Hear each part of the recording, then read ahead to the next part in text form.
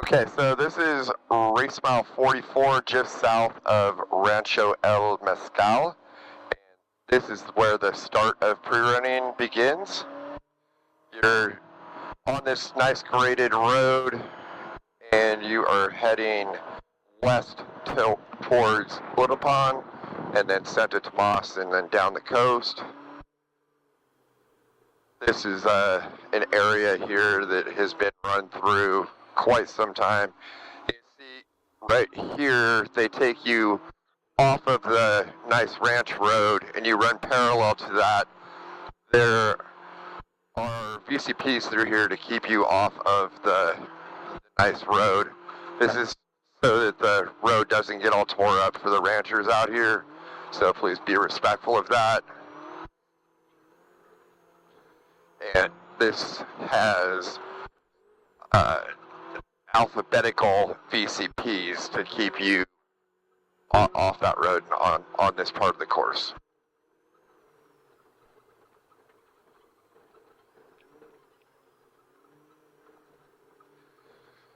This has been run.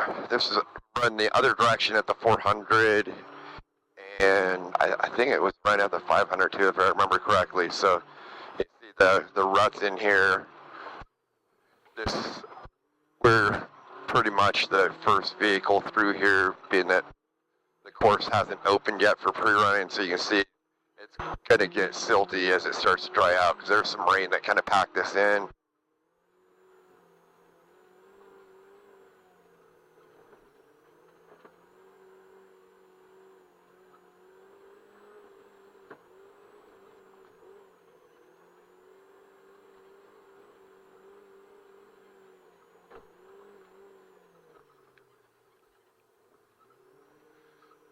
This goes parallel to this road for a little ways here. You can see right here the silt got pretty deep. That's going to get a lot deeper as pre-running continues and into the race. I'm just going to straddle it right now to stay out of it.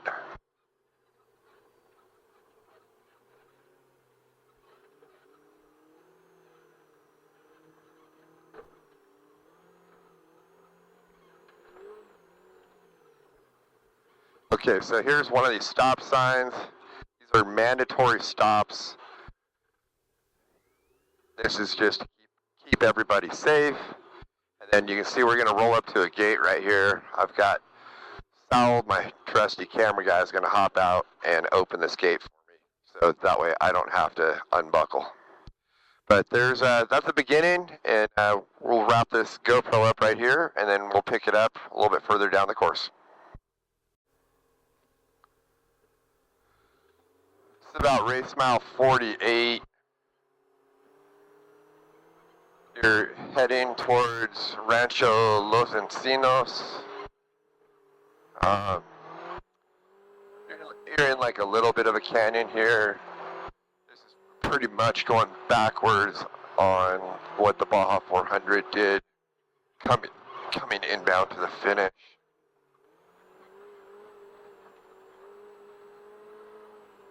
It's a pretty fun little section here.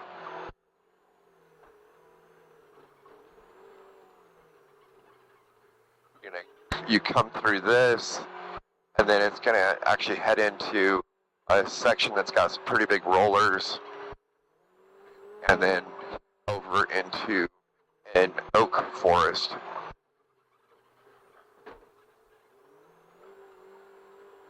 For people that haven't raced down here, this is pretty typical terrain for kind of the Ojos Negros area. Heading from Ojos kind of towards Tres Hermanos. There's a lot of this just rolling hills. It's pretty tight. It's fairly tore up because of the amount of races that run through here. You can see there's some pretty big ruts right here.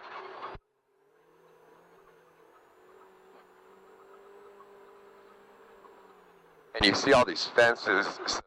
There are a lot of ranches out here where they have cattle or various things, and that's why there's all these roads out here. And that's one of the reasons why it's important when you are on the trails out here, anything but race day. Just be aware that there is local traffic and be respectful, because there are people that live out here and they use these roads for their livelihood.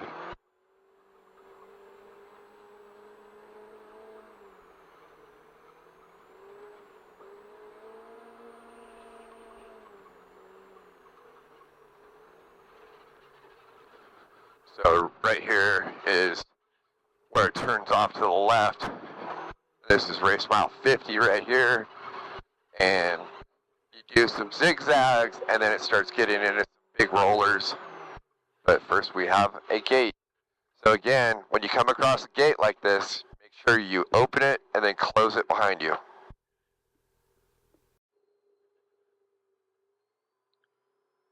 This is about race mile 51 to 52. I talked about rollers through here. This is that section. So it's fun, but there are some gotchas in here. So I think if you had this marked properly, you'd know which ones you can hit and which ones you can't. Some of those might be kind of fun on a dirt bike right there. Might be able to double something.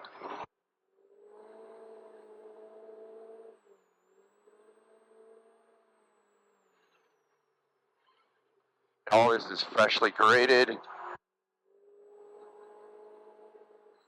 We're literally putting some of the first tracks on this. So this will get more tracked out from pre-running. Come race day, I think this will look a lot different. But you can see that there's a lot of just little dips through here, so you've got to kind of pick your way through that. I think if you try to go too fast through here, you might lawn dart something. Oh, that's one, I think. I feel like you could maybe clear that on a dirt bike.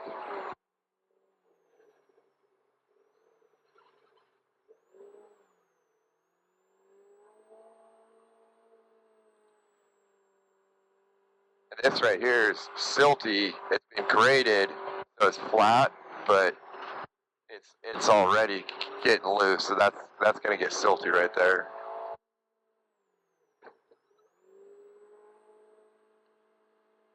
So I just want to show you guys a quick little section there of these rollers.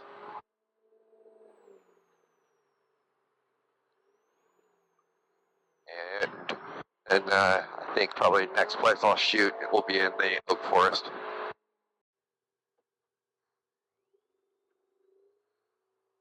This is about race mile, say 53.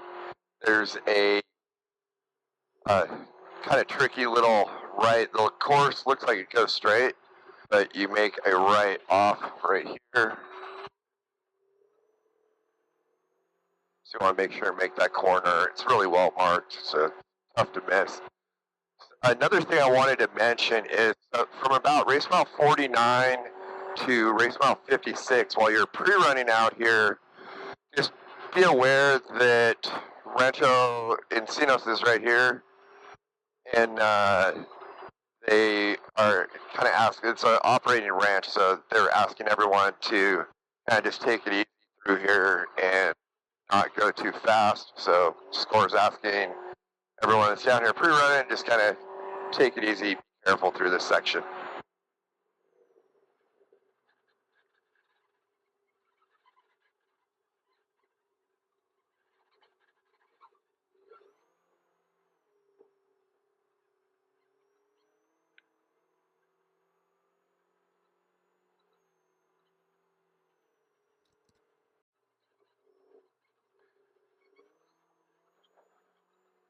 This is about race mile 57. You get into the oak forest here. This is called Los Encinos. It's just west of Rancho Los Encinos. And Encinos means oak tree in Spanish. It's pretty cool through here. I think kind of a lot of people think of Baja and SCORE racing as more like San Felipe Desert. They don't really think of going through the oak forest, and there are just some cattle right there, some of the pine trees, and just you really go through so many different types of fauna in these races, especially in a Baja 1000 where you cover so much ground.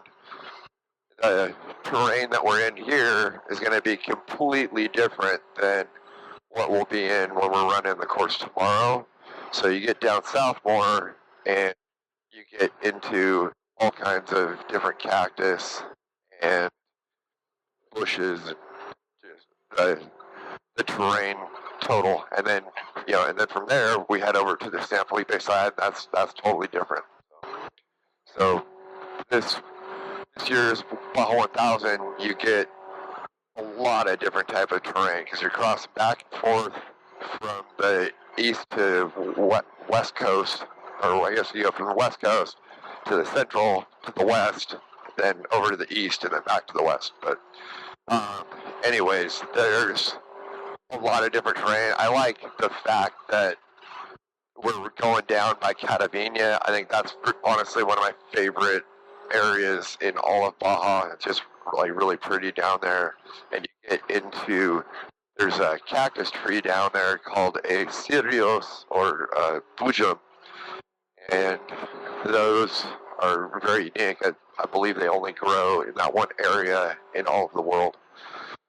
But right now we're just kind of cruising through these oak trees, working our way over to the west coast. When you're racing through here, like right here, you can see someone's clipped that oak tree before. That's a day ender if you can clip one of these trees because they don't move. So you're going to take a corner off your car. So definitely be aware of that. The dust kind of hangs in here, so if you are, this is going to be early in the race, so I imagine people will be kind of packed up in here, and the dust will just kind of be hanging. So you got to just be careful, pick your way through, and don't lose the race in the first 50 miles.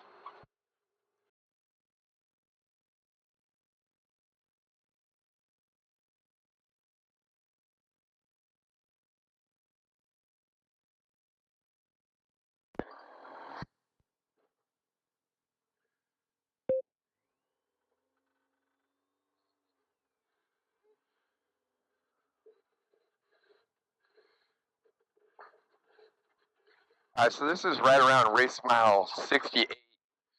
You start getting into a bunch of lines here. As we cross this hill, you'll kind of see what I'm talking about. The old course used to go off to the left, but so you can see over there, and then this is the new line right here. It's gotten pretty tore up. You're going downhill right here, so it's no big deal. This is actually opened up quite a bit from how it used to be. But this, you've got multiple options up this hill. So you take a look right here. Looks like the easier route is over to the right. But I think the fastest is just going to be right here, just going straight up here. You got a little bit of a G out at the bottom. It's honestly not that soft yet, but a storm has gone through here, and it's got a lot of moisture on it. It's kind of tricky making this rise. There we go. You just hit this right here, and then this is pretty tore up as well. But this will continue to get really chewed up. There's a big off-camber rut right there. This will continue to get chewed up as everyone pre-runs and then on race day itself. So I'd kind of recommend, there's a lot of different ways through here. Take a look, take some time and look at all the different lines and then kind of have that up your sleeve. So that way, when it comes race day, if you do have a vehicle stuck there or like something happens, you do know the other options there. So as you continue here, there's another new line that developed. Trying to look at the course here to see what they have marked. But once we drop down this hill,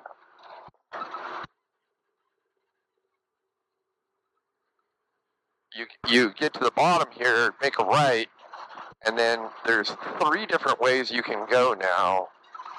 I'm looking to see, looks like there might be a VCP there, so let's see here.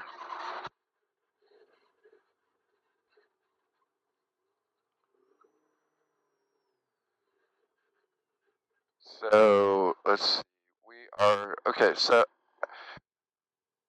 yeah, so there aren't any VCP, so they're going to allow you guys to go multiple ways.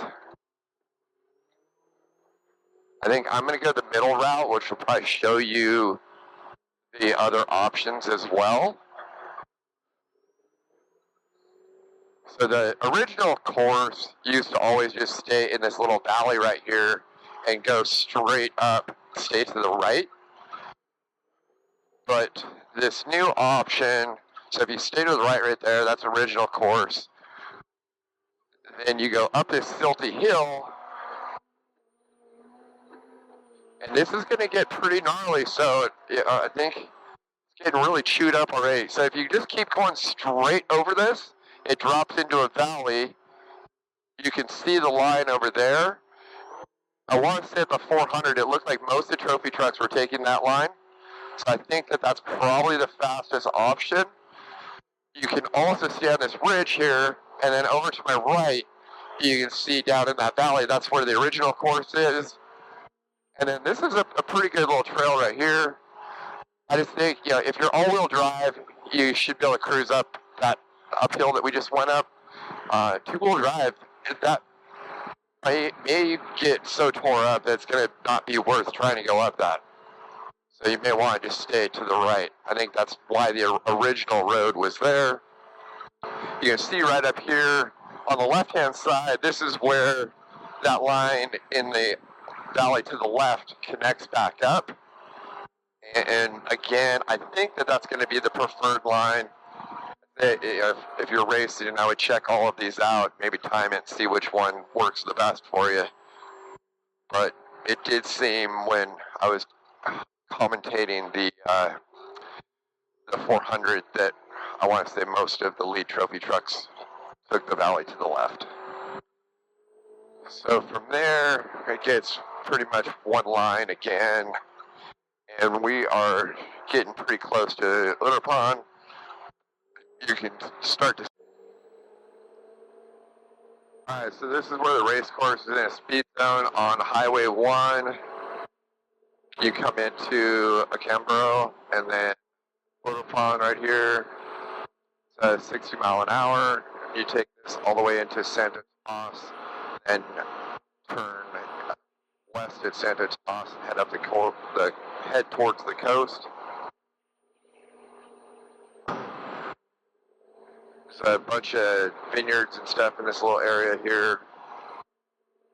You pass actually Santo Tomas Winery up here on the left-hand side in just a minute. But I think it's, from what I understand, the oldest winery in Baja, California. It's actually older than most of the wineries in California.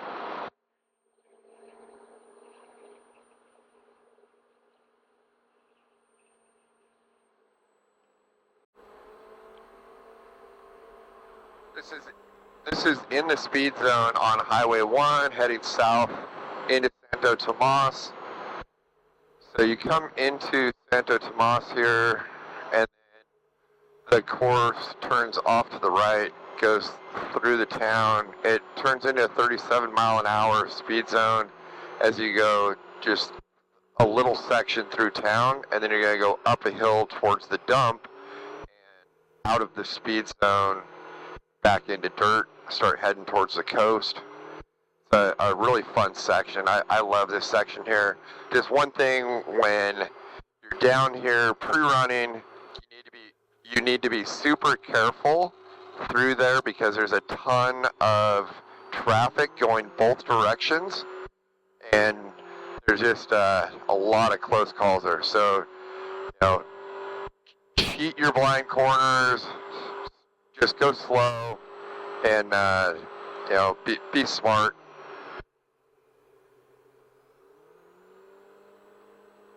So right here is where it's going to turn off. This is a 37 mile an hour speed zone. If you're peering through here, there's a lot of kids that will ask for stickers in this area. So first of all, be careful, make sure you don't hit them, and then try to bring some stickers to give out. All the locals really enjoy getting free stickers down here.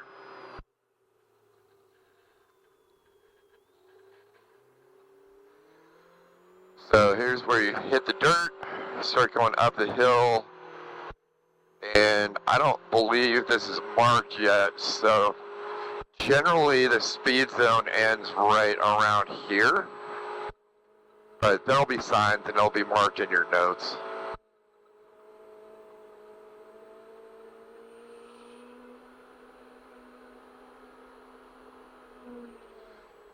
So here's an example of traffic on the road.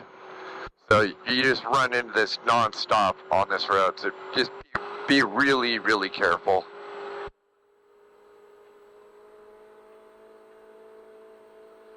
This road, it's super fun. It's like very rally-esque. So it's easy to get carried away and go fast. So like I said, just be aware. With blind corners, I kind of try to set up wide so you can see around it as soon as possible. So we got another vehicle going out.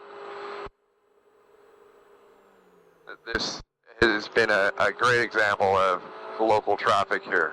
So we had a car coming at us, or a truck, and then now we've got a SUV going with us.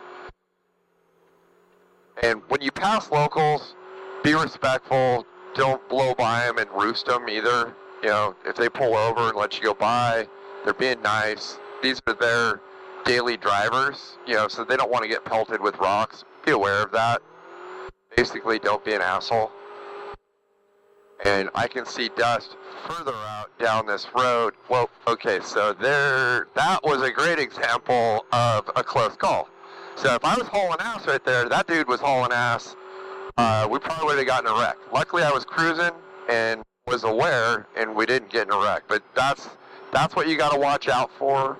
So just be super vigilant and careful on this road. I think this is one of the most dangerous roads on the whole race course as far as oncoming traffic.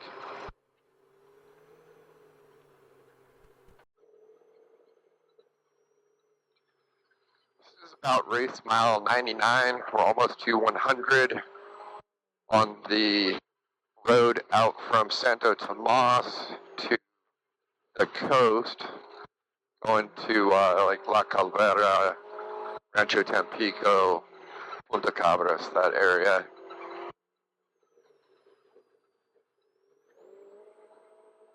On the video shot right before this, we had a couple close calls with oncoming traffic, so I highly recommend be careful on this road, especially the first half from Santo Tomas in. It just seems like there's a lot of traffic. We after I shut the video off, a truck and a trailer came around a blind corner, and even that was pretty close. So just allow yourself as much room as possible and just drive what you can see. Watch for dust ahead of you.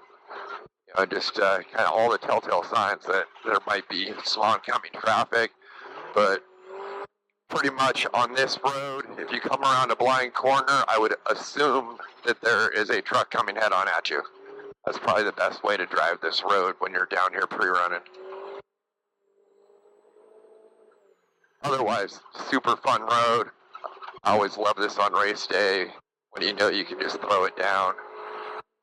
There's a couple blind corners, but if you've got this marked well or you've run it enough, you can really have some fun on this road.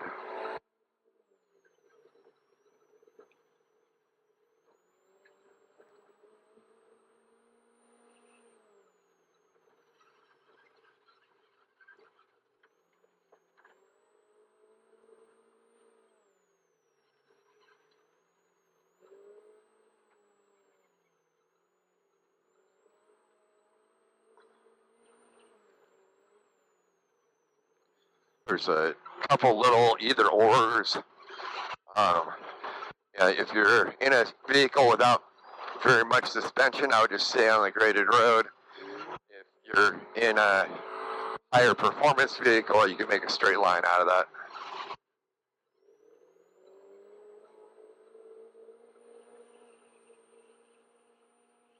So we're getting pretty close to the coast here.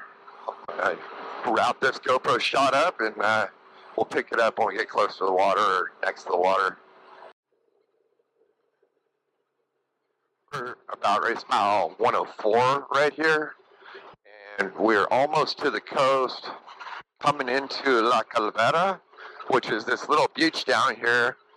So La Calvera is a skull, and apparently there's like a little cove down here that looks like a skull. And this is the area that there's an either or, so there's a shortcut that goes down, straight down the hill, which I'll take right now, and otherwise there's the easier way down the graded road that stays to the right, but you have a few more curves there. So if you want the more direct route, just go straight down the hill. I don't think it's any major secret. Most people know it. And then if you want the easy way or smoother way, stay to the right. So right here is where you drop into this. You see the road that goes to the right. This gets pretty tore up right here. We'll see what it looks like. Looks like it's not too bad right now.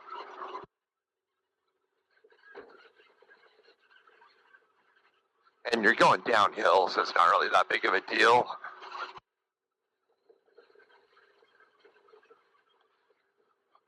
So you have the beach right here, and this is an awesome section now. So you go past La Calvera, and we're gonna go up this little hill, and we come into Rancho Tampico, which they've got a sign there that says Protección para Chupacabras. So you gotta be careful for the chupacabras around here. And after that, there's a little town, Punta Cabras, which a lot of Americans live in. Again, be careful for local traffic here. You have a lot of surfers and fishermen and then locals that just cruise along this road. But one of the better views in all of Baja, in my opinion. Got really kind of beautiful rocky coastline. I always find myself one eye on the course and one eye looking out the ocean.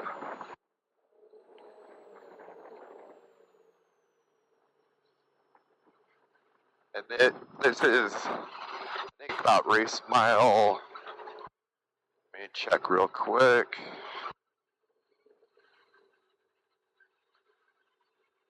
One five. Yeah, it's race mile 105. A little bit of surf out there.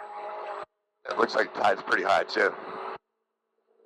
So there you have it. This section's been run a lot. Most people know it, but for people that haven't been down here, this is some of the really cool stuff that you get to see when you're down here pre-running or racing.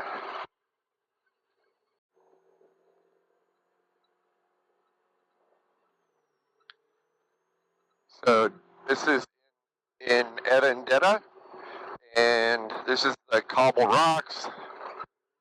The 400 ran the other way.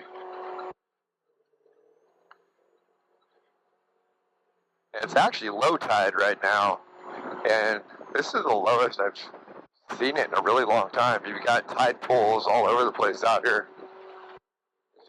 Even some locals probably grabbing some mussels and stuff out of there right now. So it's pretty smooth right now, but this gets a little whooped out. And really these cobble rocks have a tendency to get all over the place. They'll get locked up like in your wheel between the rotor and or caliper and the bell of the wheel. So kind of try to be a little careful through here, but you can see it's not too bad. It gets a little more peaked out right here.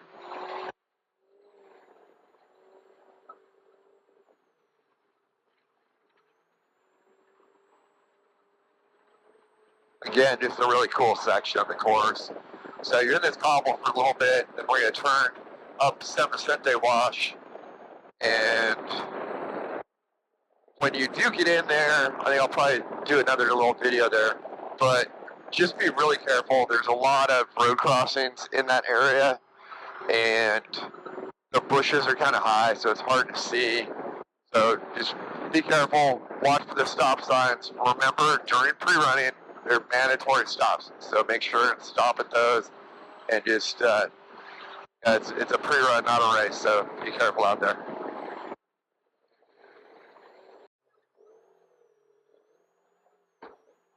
So this is in Chanate Wash, almost to race mile 105, and this is where you have the road crossings. The stop signs aren't up yet, but they will be once the course is fully marked.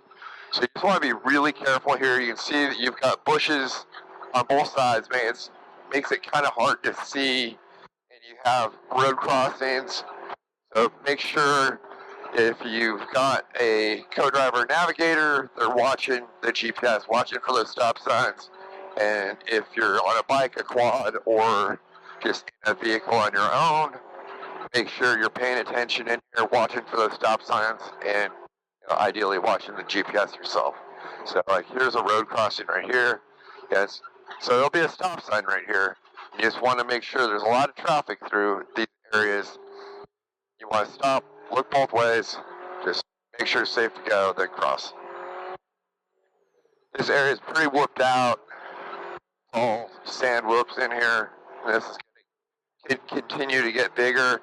At least the 400 ran the other way, so it's a little more peaked out going that direction. But I'm going to say come race day, these are going to be pretty nasty going this way as well.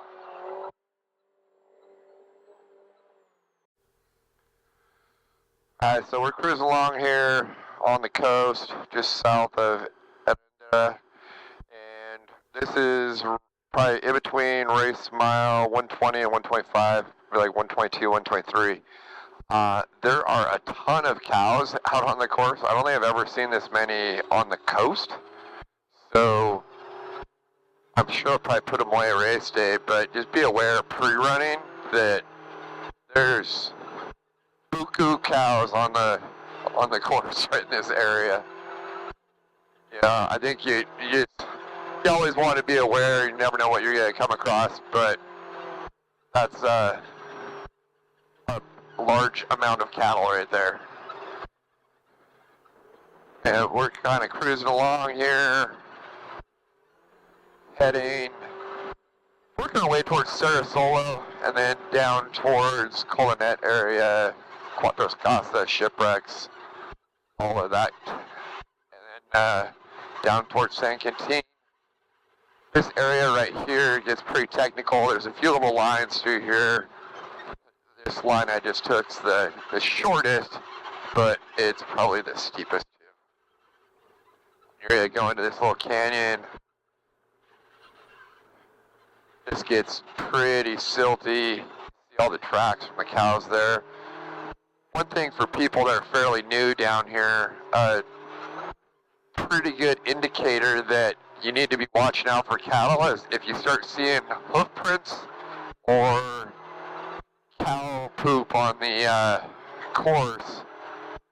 I would say that's a very good indicator. You got to be careful that there could be cattle coming up. This is a pretty good little rocky uphill right here. I think two-wheel drive vehicles might have their hands full on this. Looks like the rain is kind of taking a lot of soil away from this.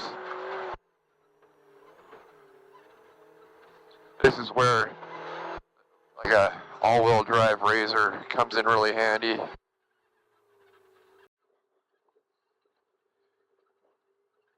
is about race mile 126. Come down this hill, got a nice little beach here with a little island out there.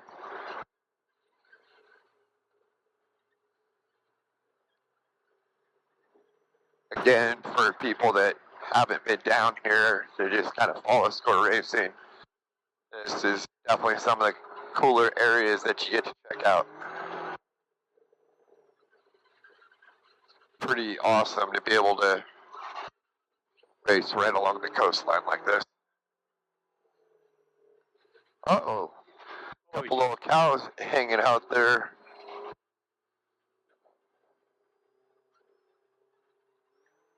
So, like I said in the video prior to this, there's a bunch of cows on the coast, and there definitely are. There's two hiding in the shade of that bush. I barely even saw them. So again, goes back to when you're pre-running, just kind of take it easy because you never know what you're going to come across. Literally any corner or, you know, bush or hill or blind rise, whatever. I mean, you could have, let's see, so far today, we had a cow right there. I've had a truck with a trailer coming head on at me that we almost hit. Then also had another truck around another blind corner. So that's why you're careful down here. And when you're pre-running, just, you know, you're not running race speed. Just take your notes, learn the course, and enjoy the scenery.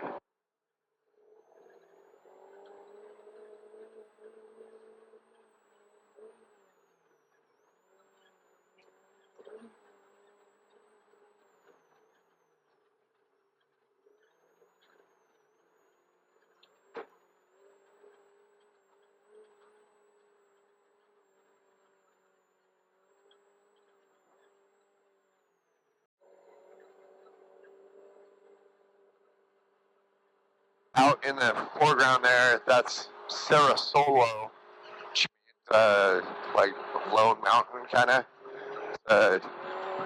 A little peak that's right near the coast.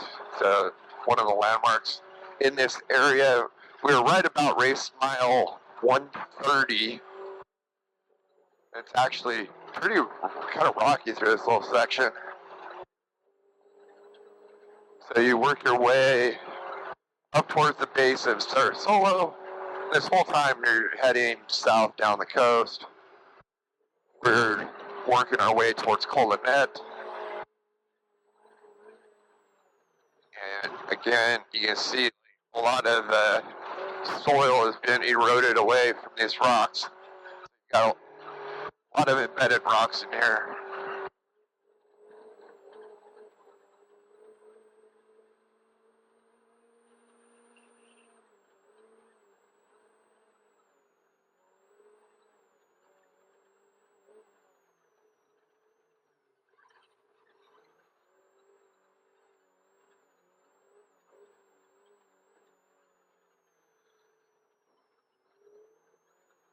So a bunch of this was just run the other direction for the Baja 400.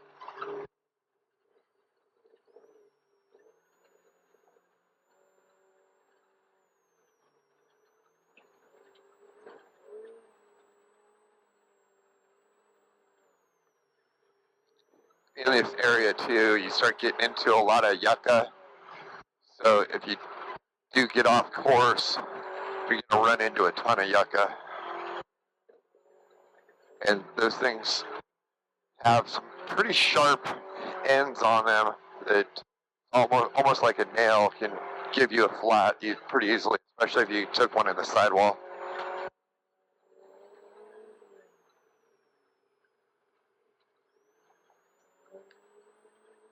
So that's our kind of little tour around Cerro Solo.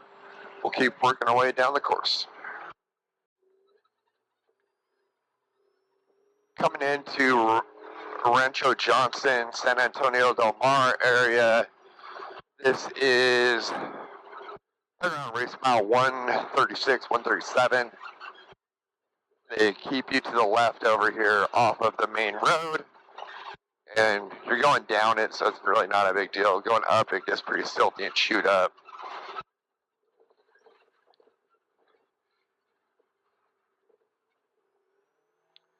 And again, this is an operating ranch. You can see these guys are farming here. So just take it easy, be respectful. Race day, this is a real fast section here.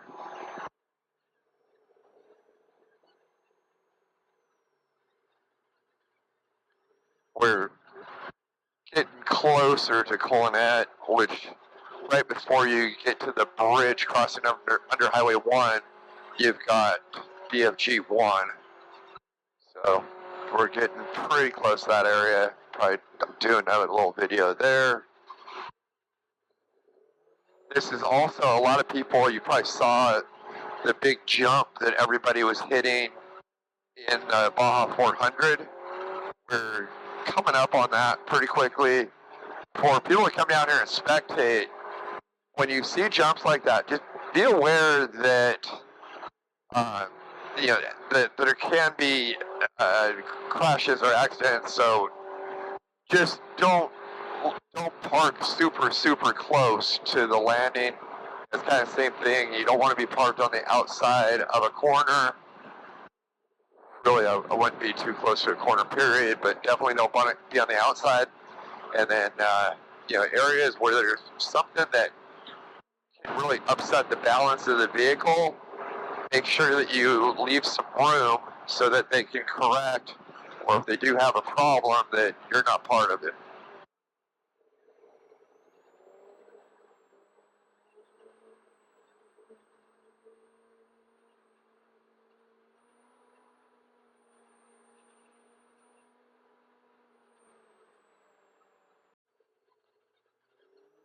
So this is race mile 145, heading into Colinet, almost to BFG 1.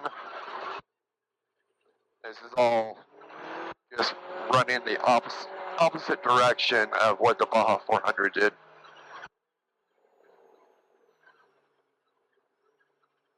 It's pretty fun through here though, kind of fast flowy. Few little rain ruts you gotta kind of watch out for, but overall, fun little section.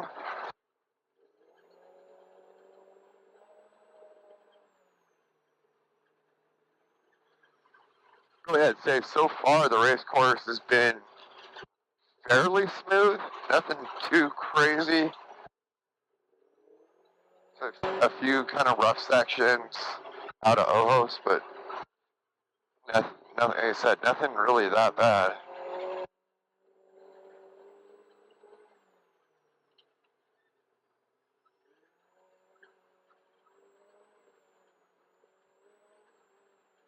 So once we keep going here a little bit, we're gonna cross under the bridge at Highway 1 and make a hard right in a big silty corner, and then from there head towards kind of San Telmo, Las Casas, Colinet.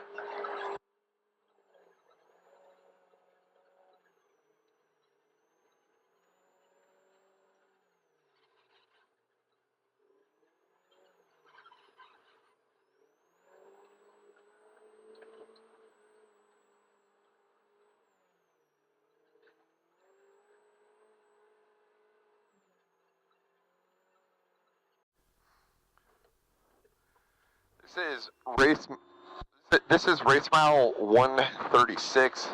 BFG 1 is going to be right here next to this corral, and then you're going to pass under this bridge. This is Highway 1 just north of Colinet. So we go through here, kind of a tight little tunnel. You make a hard left. Don't hit this fence. It's actually a pretty tight corner right there. And then you're going to run parallel to the fence here and make a 90 right in just a second. This is usually a pretty silty corner. And then you're really in some sand whoops for a couple miles, and then you get into San Rafael Wash. So this gets really rutted up usually. It's not bad right now. So here's a stop sign again.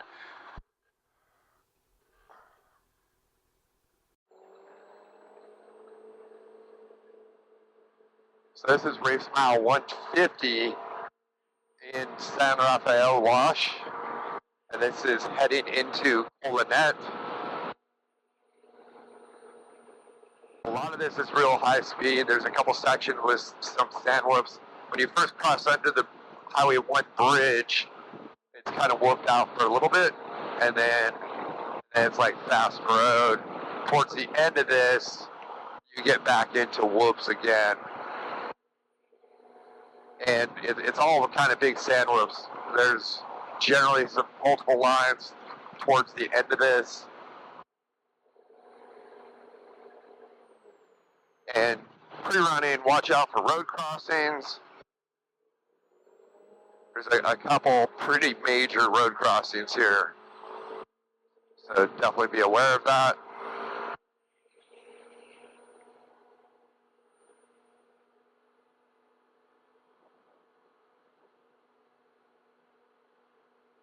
So this is nice and fast and graded. I don't think this will get too rough.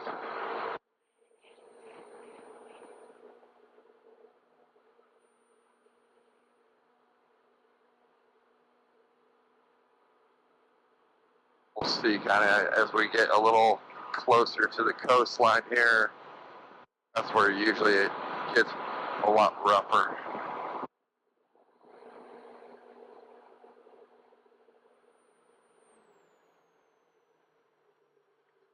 So here's another stop. That's what the mandatory stops look like. Got 2 in a row.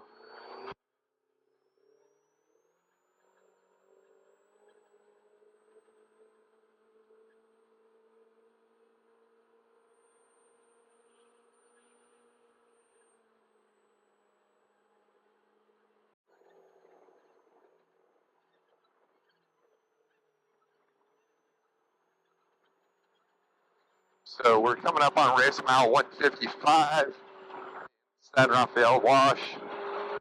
So far the whoops haven't really been that bad. I feel like that the course so far was going a little bit to the right of the really deep whoops. But at the same time, this hasn't really been tracked out, so the whoops aren't really that big. Either way, looks like there's been a fair amount of just kind of wind and stuff through here that's blowing these down. But I do anticipate through pre-running this is going to get a lot deeper, and these whoops. Yeah, okay. So here's kind of like where it gets, I think, a little more whooped out. And from pre-running and then race by race day, this will get a lot deeper.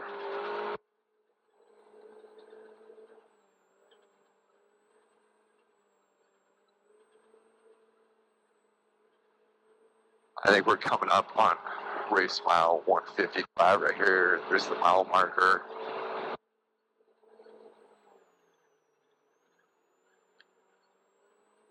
Getting pretty close to where you start heading south along the coastline towards Cuatro Casas. We're pretty much like just I guess southeast of Punta Colinet.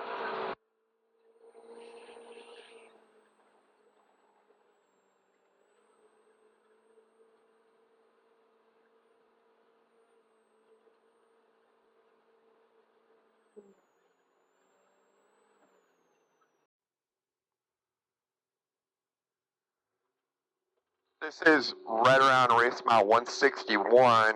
This is where you turn and you're crossing San Telmo Wash. It gets really silty in here. There's a line that goes over to the right that a lot of people take, but they put BCP 147 in here. So they're kind of forcing you to go through the silt. So let's see how this is right now. You can see there's multiple lines, but generally the preferred line is off to the right. But like I said, they're making you go through here. It's not too bad right now. This will get worse from pre-running. And we'll see, usually the deeper silt is up ahead of me a little bit still. So it looks to me like there's a little bit of a crust on top of this, like they got some rain. But from pre-running by race day, this is going to be kind of a mess in here.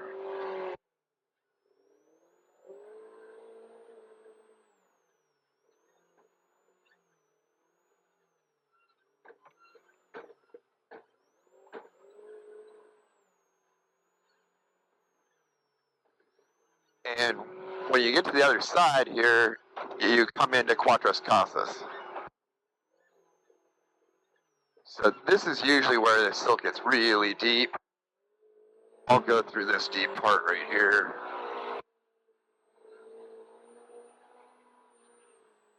So it's not that bad right now, but like I said, come race day, that's going to get deep. And from there to our right is Cuatro Casas.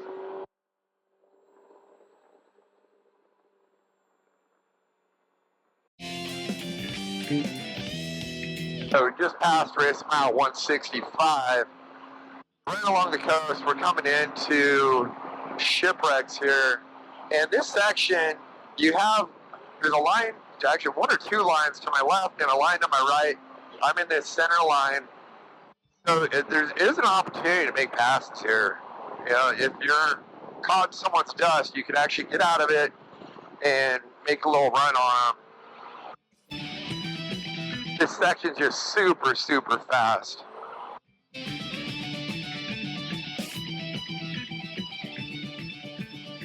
You can see coming up ahead here, this is Shipwrecks. Or I believe it's San Juanico. I forget the Spanish name for it, but there's a little point break here, and there's an old freighter that when I first came down here in the 80s, like the whole ship was like pretty much intact. Now there's just like little tiny pieces of it.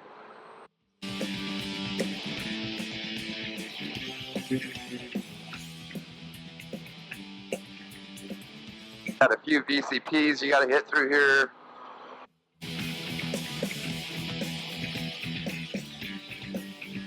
Kind of get into some salt flats a little bit too. This whole coastal section is a mix of like beach, salt flats, and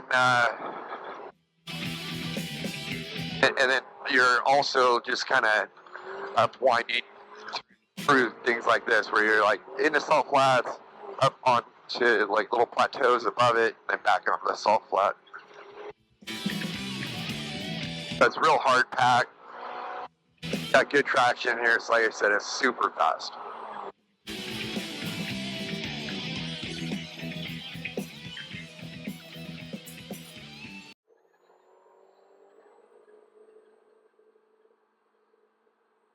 So we just passed race mile 170, just south of Shipwrecks, and it's pretty socked in with fog here. It's about on a 5:30 in the evening, and you've got, it's not horrible, but this is a good example of dealing with the weather down here. You just really never know what you're going to get, especially along the coast.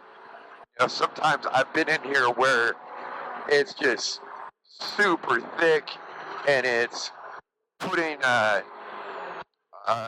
like dew on your shield, so it makes it really hard to see.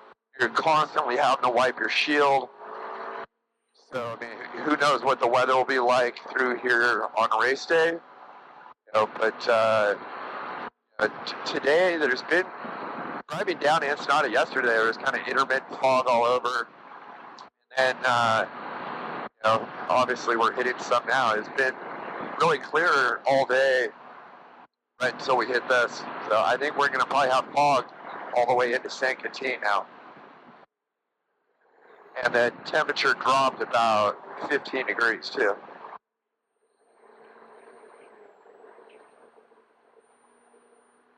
But this section's super fast. There's a couple gotchas. You want to make sure that you have marks. Other than that, like this part right here is pretty much WFO.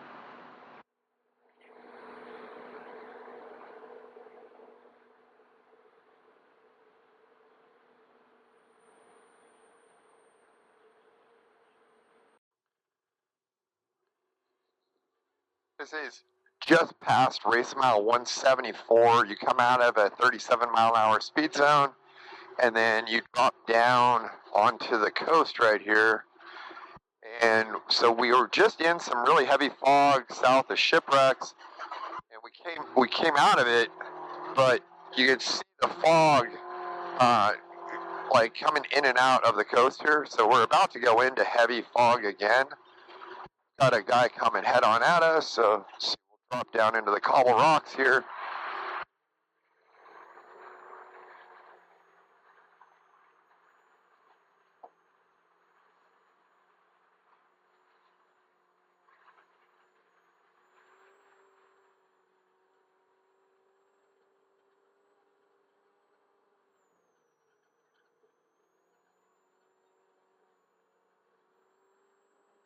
So right now, it's totally clear, but right in front of us is some pretty heavy cobble rock.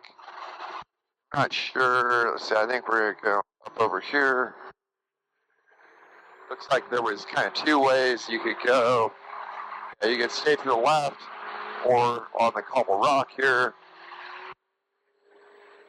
I think the better line is to the left.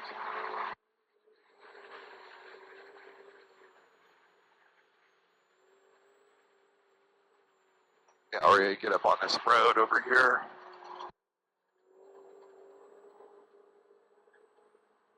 So starting to get into the fog now, and we're going to turn inland. We're just west of Camelou.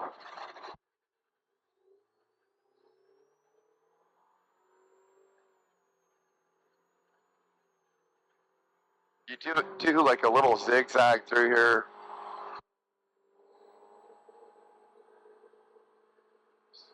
So we're heading due east, and then we're going to turn and head back down the course going south.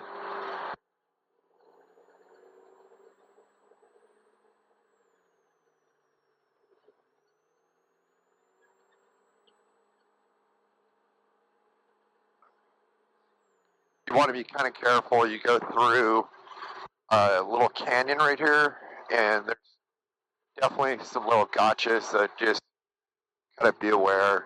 They've got it graded pretty well now, but if you did get mixed up right there, you could go into a ditch.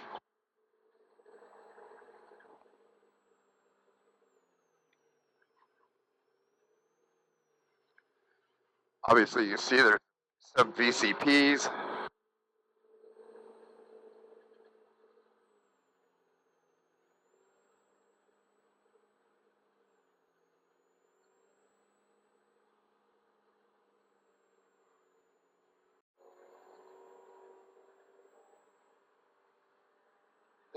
This is about race mile probably 177 with 178-ish, and you're right on the edge of a cliff.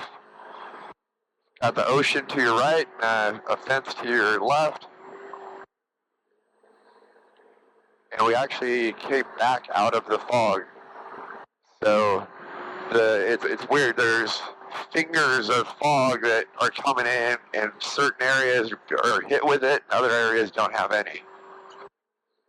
But there's some actually inland of us, but it's kind of thin right here.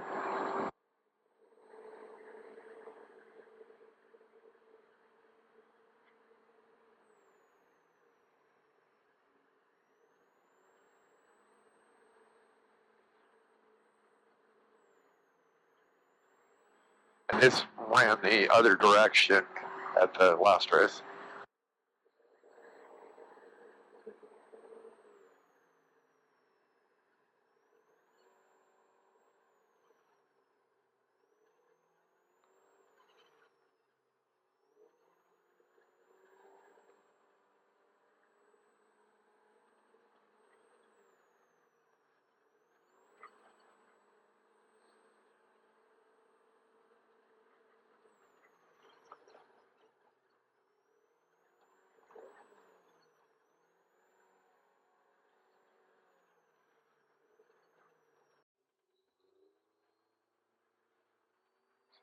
So this is race mile 164, almost 165. It's kind of dusk right now, but it's so socked in with fog that it's like, I mean, I've got my lights on, this car coming head on at us has their lights on, but it's not night yet. So again, weather is something that you gotta be prepared for in Baja.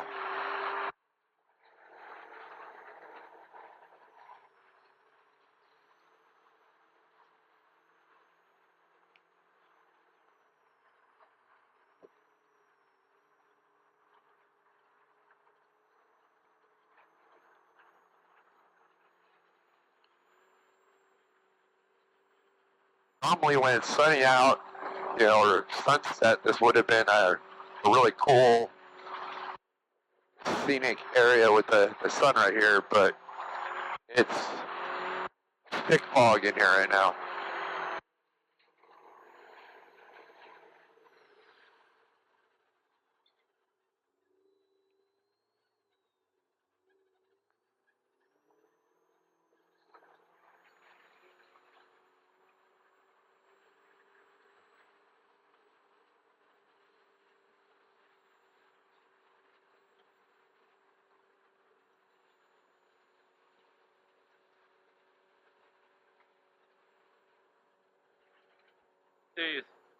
Do you see the water on the iPad?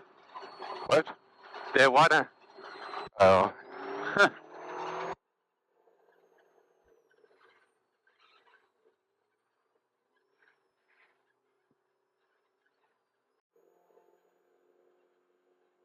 right, earlier I talked about how the fog gets so thick that you can't see, and it keeps getting your shield wet.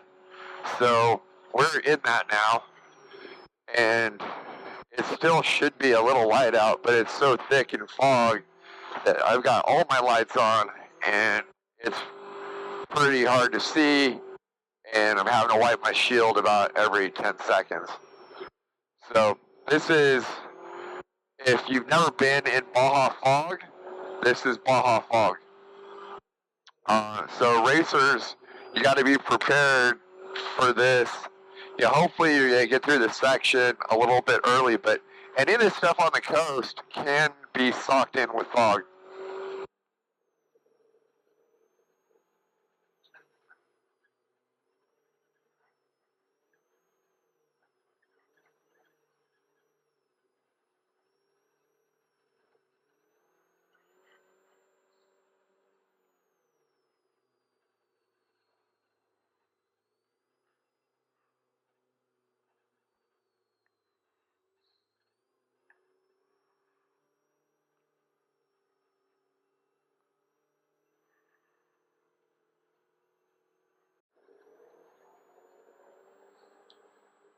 We were right by BCP 187. It's going to get really silty there. There's, I mean, it's still going to get silty right here too, but there's a lot of fog, and put moisture on it, but the more people run on this, it's going to get really, really deep back there. So just be aware of that for pre-run, and then by race day, I think it'll be a mess in there.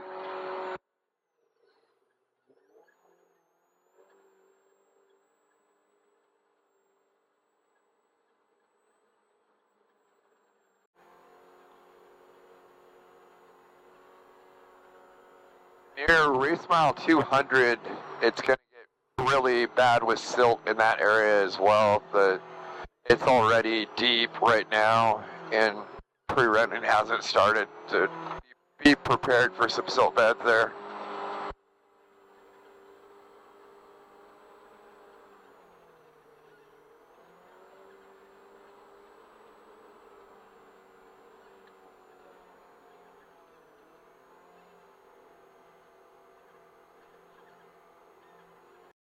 Alright, this is the start of the second day here with us. We're just kind of south of San Quintin and past race mile 210. We're running right along San Quintin Bay here. You got a few road crossings, so watch for those. They're kind of high traffic, but for the most part, it's pretty kind of fast through here. We're getting pretty close to a speed zone on the paved road here.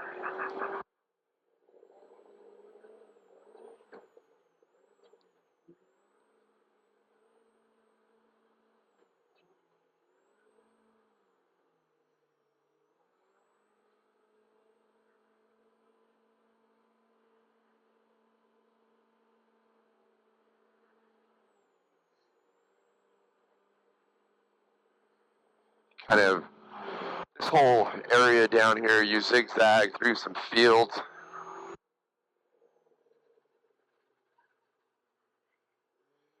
I think last night we got into some pretty heavy fog, and around just north of here, probably like race mile 190 to 200, I think the silt is going to be pretty bad in that area, so just be aware of that.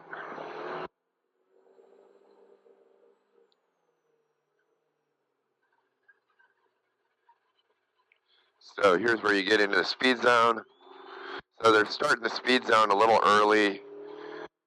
There's just a lot of traffic through this area, and there's 37 mile an hour through here.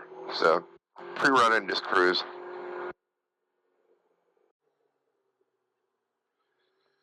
So we just passed race mile 220.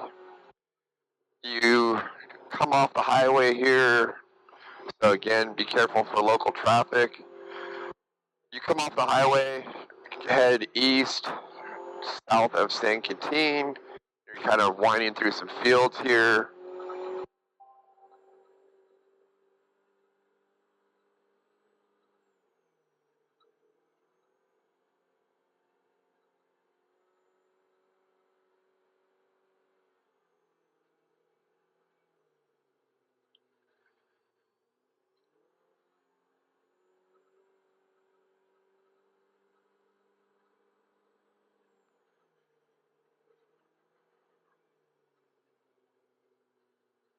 So the speed zone ends right here, and you're back to race speed. So take it easy pre-running through there. Like you obviously just saw, we came head on with a little truck. So you got people working their farms here.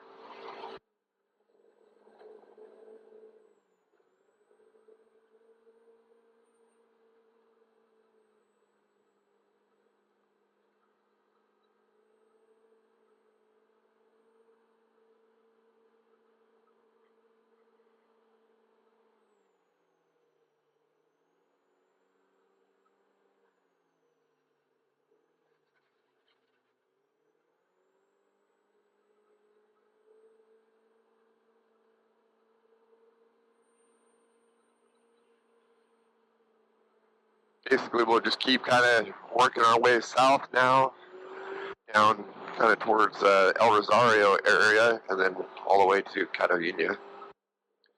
But this road here is pretty nice.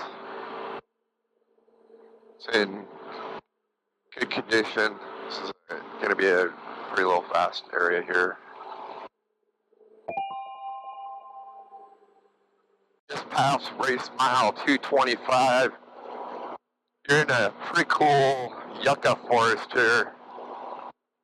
I'd show you guys a little bit of this, as well as you have some kind of like cholla, a mix of different cactus through here. As you start to get south or more southern into Baja, you get a lot of different types of cactus. I just saw some beaver tail. There's probably 6 different types of cactus right here. Oh, just came across the SCORE course marking guys. Looks like they're having some fun out here as well. If you guys ever wondered how these signs get put up, there you go. They cruise around in this Razor, and basically while we're out here shooting these videos this week, they're out here marking the course, and they break up into groups and do this. So we've passed them, I think, 3 times now. Keep kind of crisscrossing each other. One thing I was going to say, when you guys are going through this area here, there are some pretty big rain ruts. So you just need to be aware of that. I've almost threw away a Baja 1000 in a rain rut right around here. So you can see off to the right, and they're just kind of intermixed through here. Some of them kind of want to pull you into them. So just want to mark those while you're pre-running, and then just try to be careful on race day.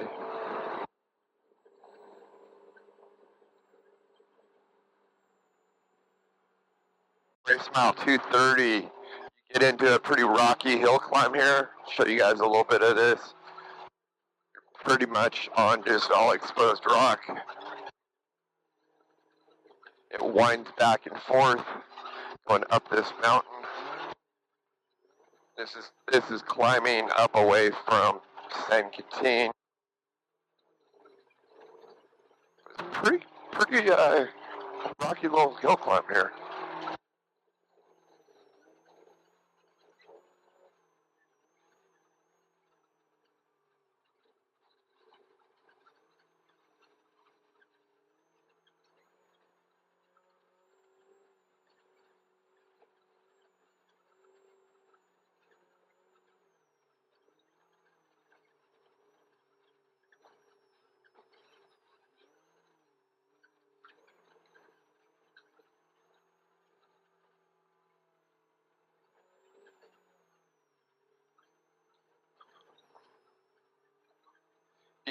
Definitely can see how the terrain has changed as we head south. You know, from yesterday, you didn't really see anything that looked like this, and now you have a bunch of different types of cactus.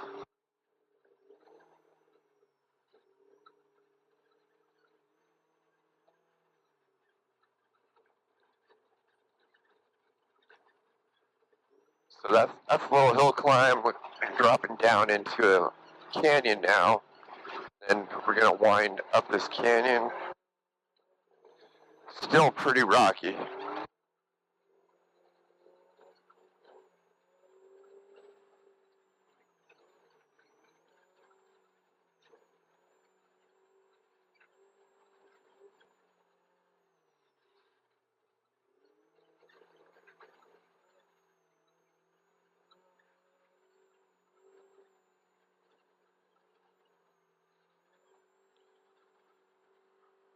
Alright, mainly just wanted to show you guys that hill climb. Looks like it's kind of cleaned up now. Just past race mile 235, and this little area is a canyon here that you go through with some big rock walls. It's kind of a interesting section. I feel like it looks different than a lot of things that you see in Baja here. Still really rocky through here.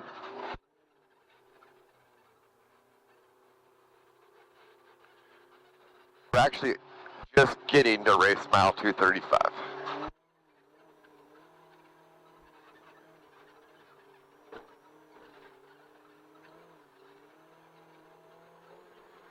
So this whole area, Just gonna have to kind of pick your way through.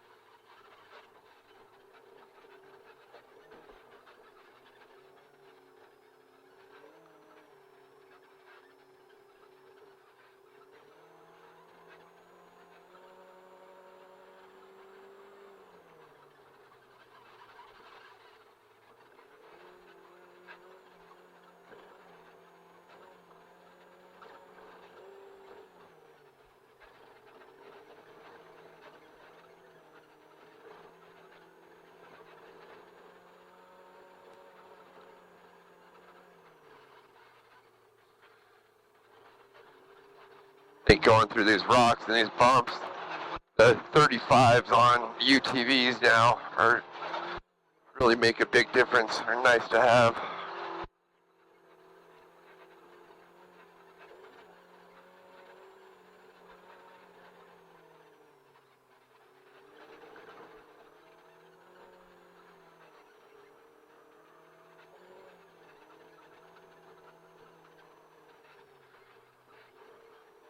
This is a big change from the coast where you're pretty much wide open. It wasn't rocky really at all.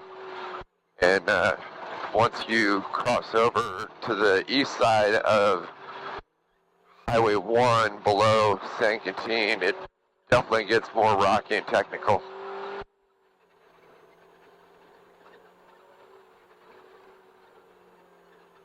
About race mile 238, 239. The course goes off onto a trail that really doesn't have a whole lot of tracks on it, so just be aware it goes off to the left, and this whole section's been really rocky and technical. You can see there's hardly any tracks on this at all. Alright, looks like we're joining back up.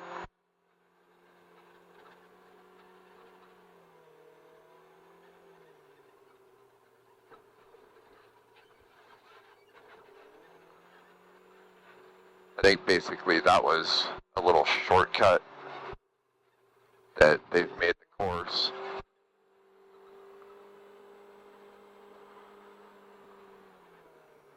So we're almost to race mile 240. We're gonna hit VCP 217 right here. Right here's your VCP.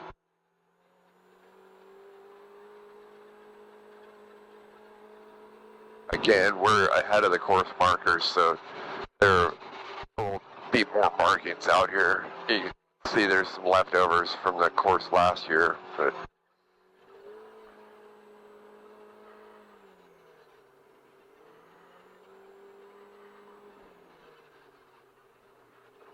so this kind of opens up a little more.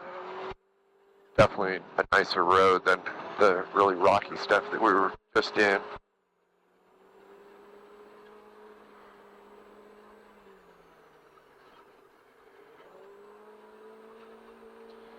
And race mile 240 is going to be here in a couple hundred yards.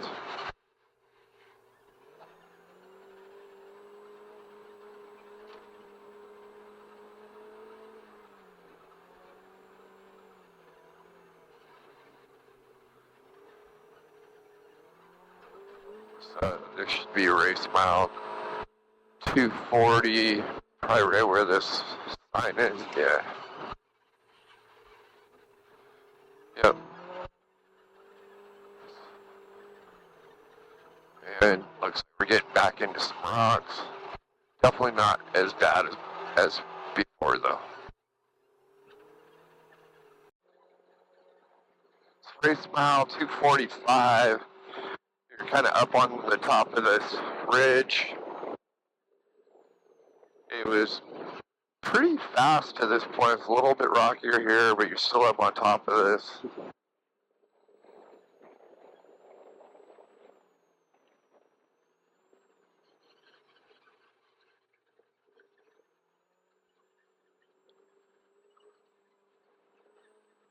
Kind of changed from cactus to looks like junipers now.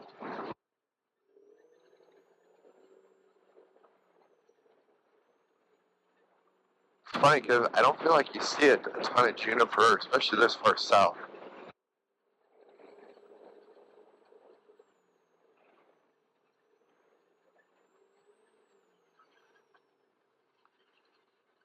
But I guess I'm looking at elevation. We're 2,300 feet. It's pretty warm down here right now. I'm going to see how the race is, I guess, 3 weeks from now, but it's 92 degrees. I feel like for October, it's pretty warm. A bit of an Indian summer down here right now.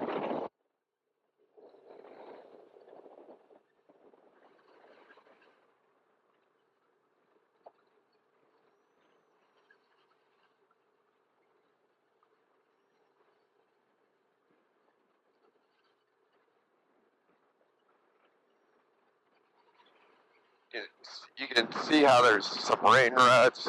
I'm kind of straddling this one right now, but they're not really too bad.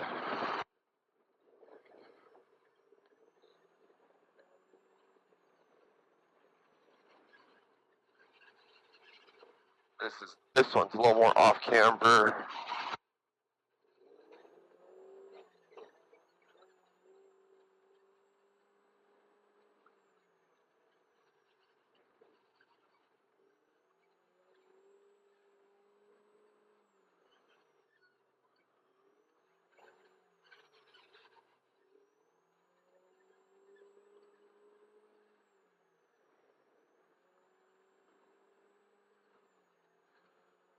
Overall, pretty fun little section right here.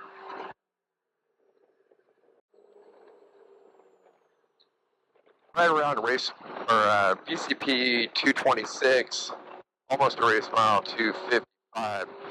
So this area, we've been on a fast, kind of graded road, super fun, very rally-esque. Just be careful pre-run in here. There are some increasing radius corners that you'll want to mark. But overall, super fun section right here.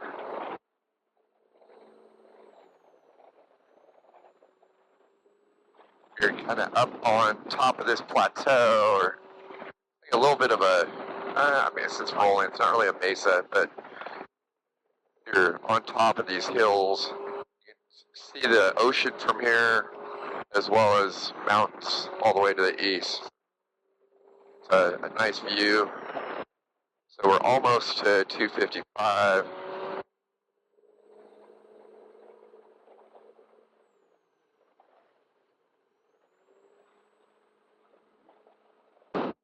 This is a nice little break after that really rocky section. The pace will pick back up through here.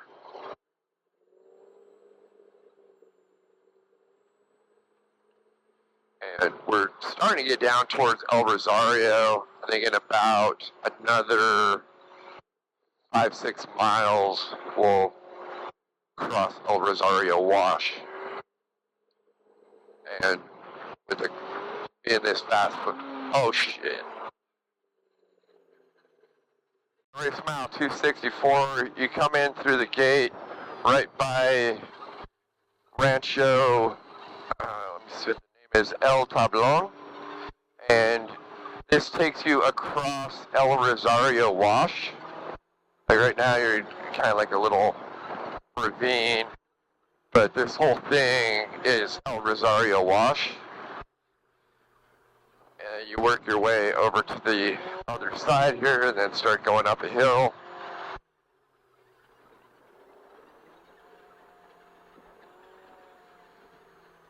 around race mile 247, we started getting into some of the cereals, cactus, and then some cardone as well.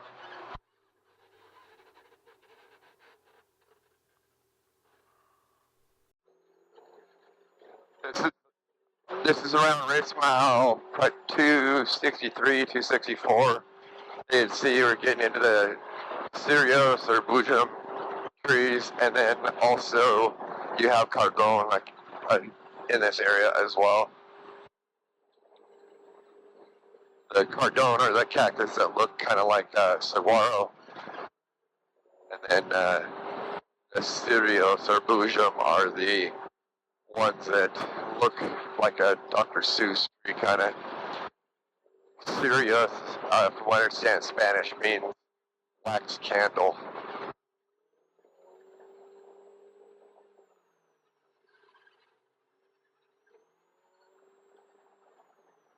And we're working our way to the base of La Diablo hill climb, which means the snake, it winds up the hill. And I know I've been in some bottlenecks at this hill climb before, so be aware, race day, there could potentially be bottlenecks here.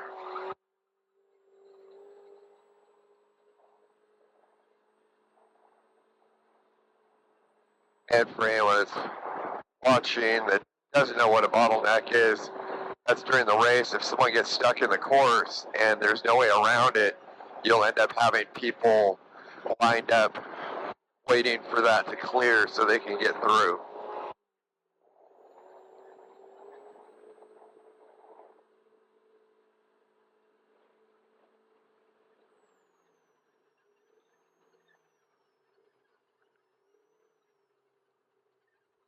Diablo hill climb, this is just before race mile 265. It's a little whooped out at the base here.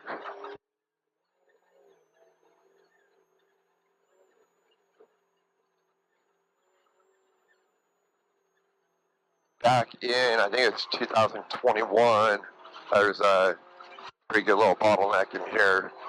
I think there's a trophy spec got cross-threaded and was blocking the entire course right here in this corner. Yeah, right here. So everyone was stacked up behind this. But it seems like it should be pretty easy for everyone to get through here. Although again, I'm putting first tracks on this stuff, so it will get more tore up as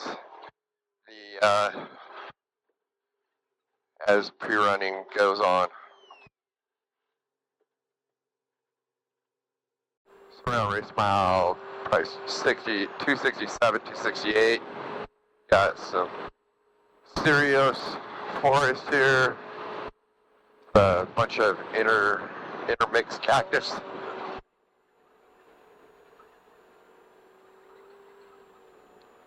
These cereus have like a moss growing on them. I don't think I've ever seen that before.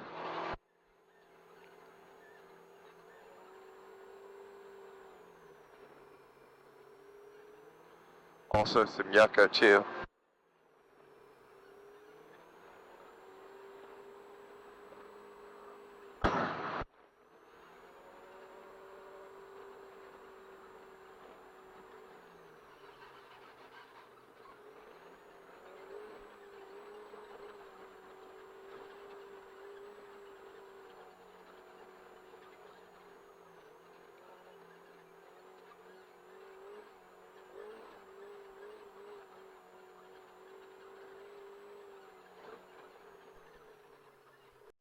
This is past race mile 270, almost to 271. There's a little rocky, a lot of yucca right here, like some really big yucca too. Like some of the biggest yucca I've ever seen.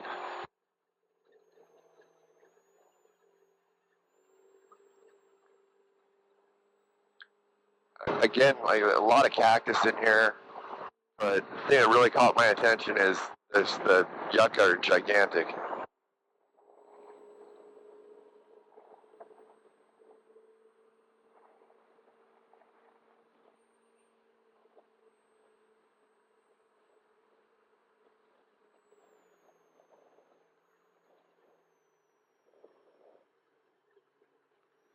So just in a little bit here at 272, the course is going to deviate from what it did last year, and this is where it kind of changes. So instead of heading, I think, over towards Guayquil, we head towards Highway 1, and then we're going to cross over and go into some new sections.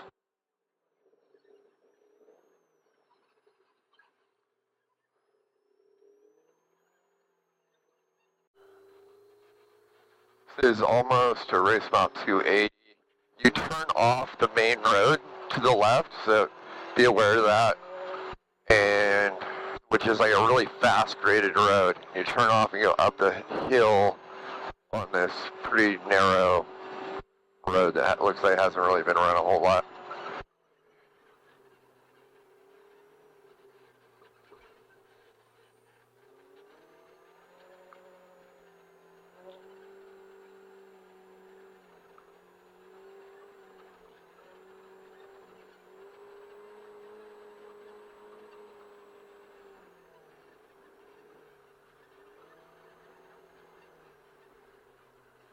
We're getting pretty close to BFG 2, which is like kind of just past 280. Some big cardone back here. Those are also called elephant cactus.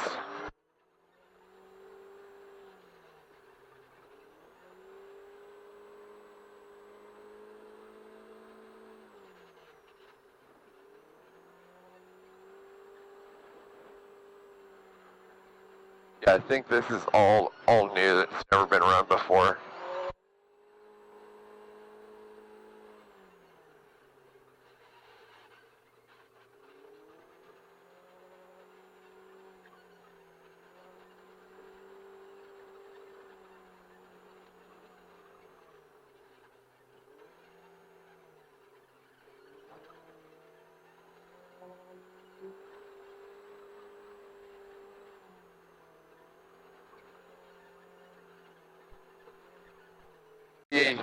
Two we just passed, and then this is El Sacrificio, little market here, and then you hop on Highway 1 and go into speed zone.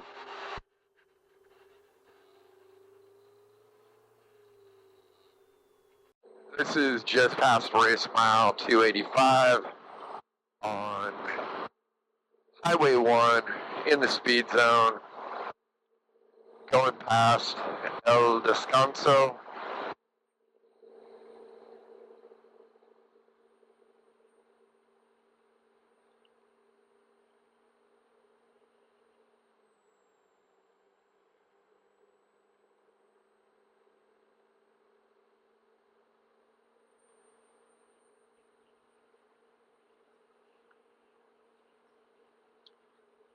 Last year, the course was off over to the left, heading towards Guayquil. It was really silty over there, so it might be kind of nice that they're keeping the course out of there, although I'm not sure exactly what we have in store for us ahead of here, so we'll see. So this is El Descanso on the left-hand side. And we'll pick this back up when we get back into the dirt. So this is the end of the speed zone here, where you drop off the highway.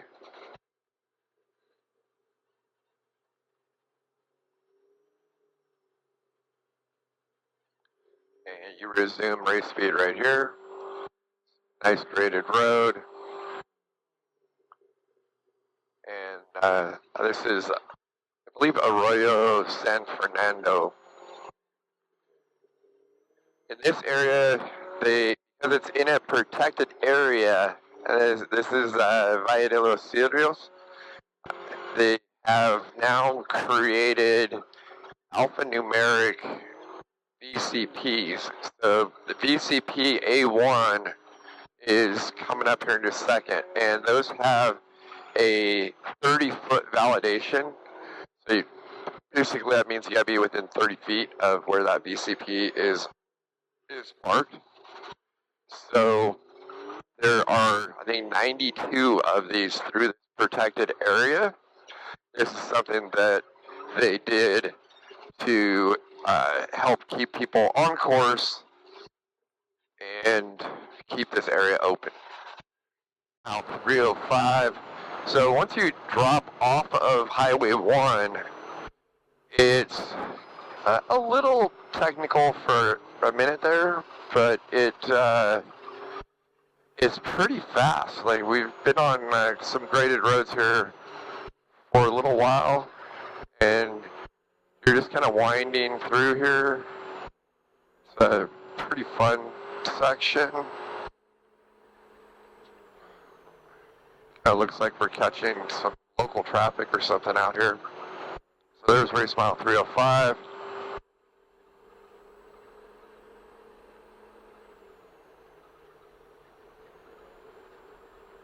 So far, all of this has been really smooth and fast.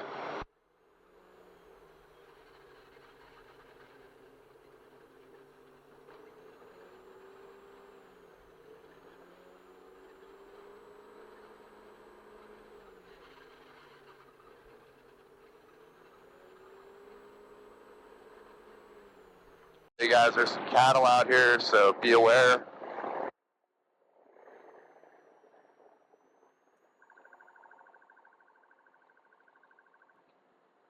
Actually, some pretty good looking cows out here. I think there's a ranch just a little ways up ahead. But this goes back to yesterday we got into a couple areas where the cows or cattle were really thick. I haven't seen a whole lot further south. I feel like generally you don't see that many down here, but almost like every year you come down here, there's more and more cattle. So just be aware, 305, 306, kind of that area. Yeah, here's the ranch right here, La Noria, Rancho La Noria. So I'm going to say those cattle belong to him.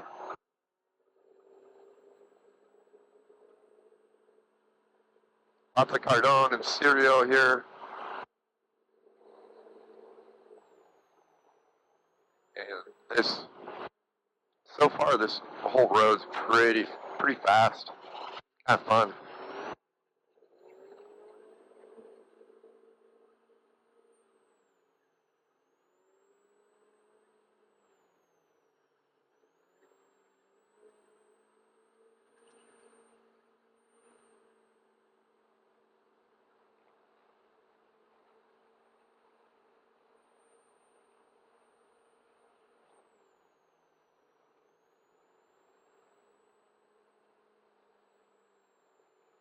Just past race mile 310. Got the drone following us here too, so might be able to mash some of this.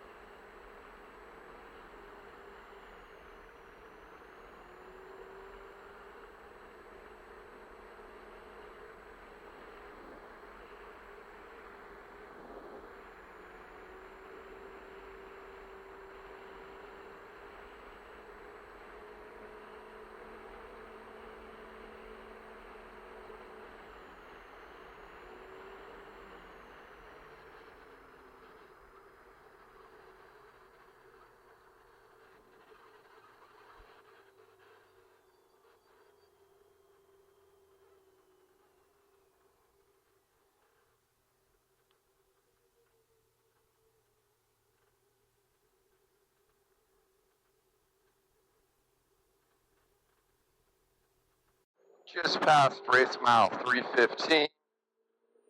Just want to say this is a super fun section of the race course. There's just a lot of turns that you can rotate the car through.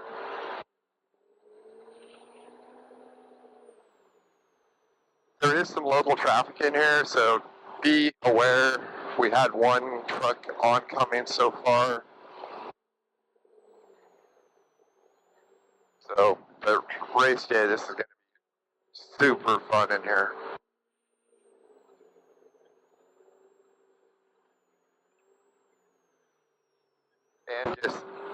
it's pretty awesome how the edges of the course, you've got Sirio and Cardone just all over the place. Some of the Cardone, well, even Encintos are just gigantic out here too. We've passed some huge Cardone.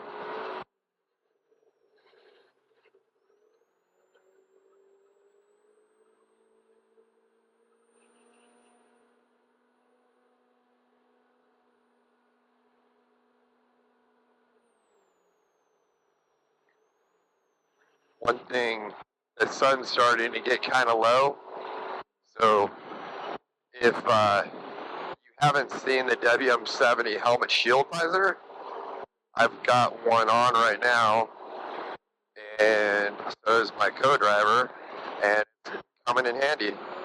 It's I laugh at how often I use this visor, so you guys might want to get your hands on one before the 1000, because for the Baja 1000, you are for sure going to be racing into the night and possibly racing into the morning and the next day. That's where these come in. They're just super nice to have. Instead of having to take your hand off and kind of do this type of deal, you have a visor that can block the sun. The A14, you go off this graded road, you're going to make a left. It's a little tricky to see. Once this is marked, it'll be easier, but just be aware. And then this is a new road.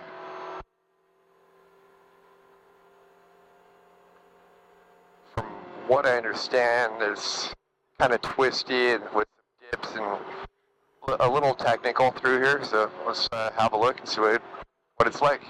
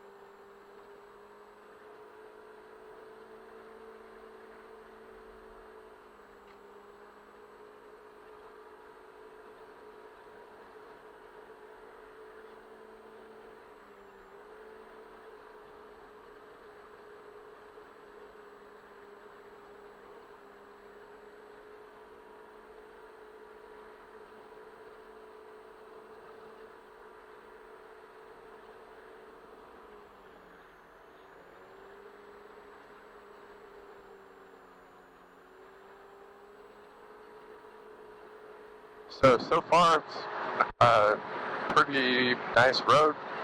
There's that one little dip, but other than that, it's fairly smooth. But maybe a little narrow, I guess, for a trophy truck, but I don't think it's bad.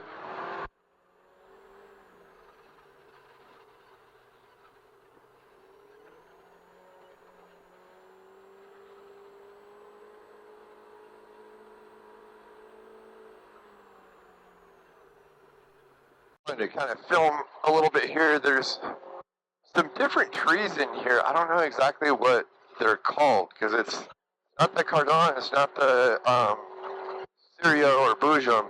There's some white trees. Of course, when I start filming, there's a little bit less of them. There's some more coming right now. But there was a spot there was like a whole bunch.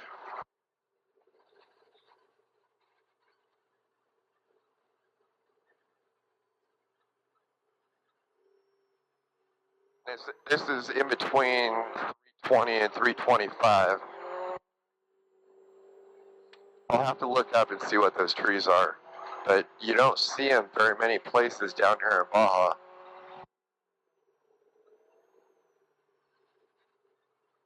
That was kind of a cool down Cardone skeleton there.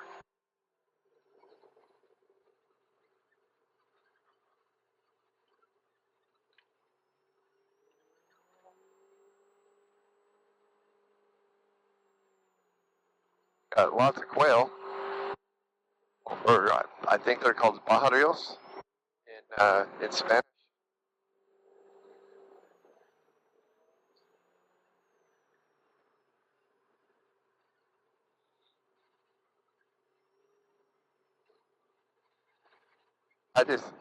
I love this part of Baja. This is another fun section. Really, once you get out of the rocks south of San Quintin, the course is really fun. I think everyone's really going to like this.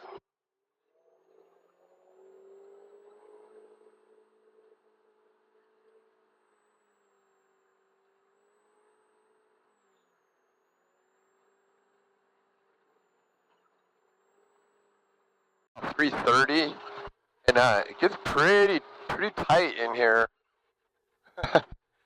As you can tell, I couldn't even see where the course went right there. Not a lot of tracks right here, and it's really tight, twisty. It's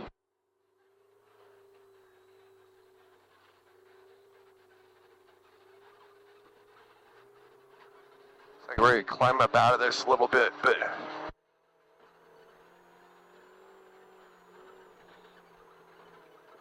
yeah, it definitely slows down through this area here. It's going to be really tight in like a larger vehicle, like a trophy truck, because I mean it's tight just in my Razor here.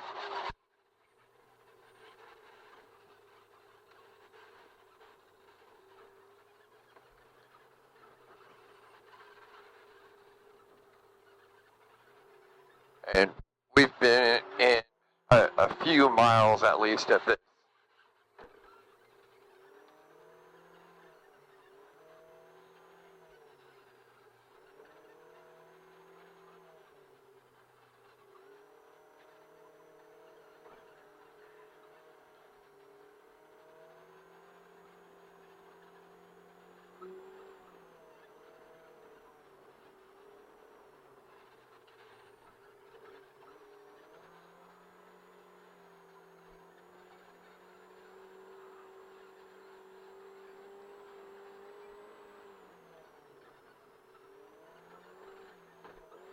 So this is even a little more open than what it was where I was talking about where it was really tight.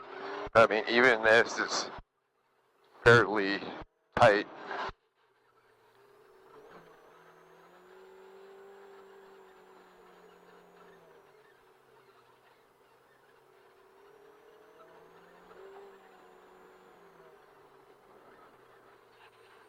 This continues on for a little ways. A big rut right there.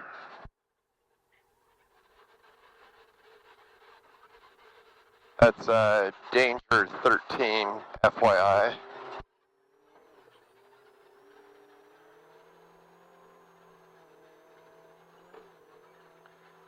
Danger 11, a pretty good little washout. And there's a couple kind of back to back, so watch through like Danger 11, 12, 13, pay attention to those. But really, you gotta kind of pick your way through this whole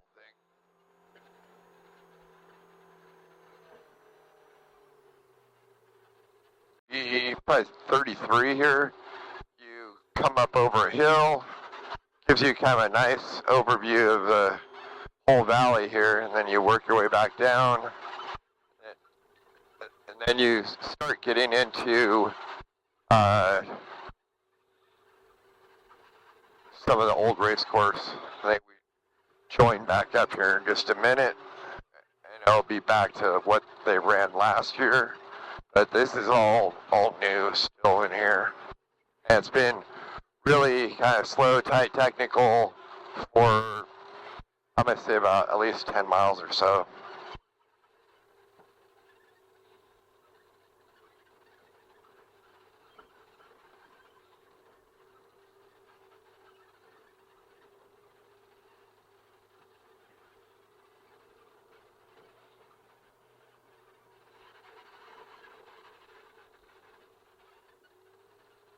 .35, opens up a little bit more here, but again, it's been tight for quite some time.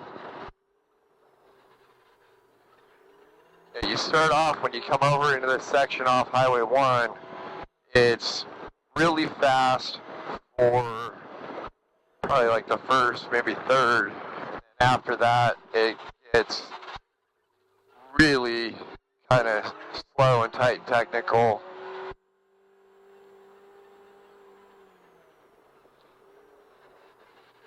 You can tell like this, there hasn't been anyone on this stuff in a really long time. There are like some little whoops in it, which kind of makes me think that it's been run at some point, but definitely there's not a lot of tracks on big sections of this.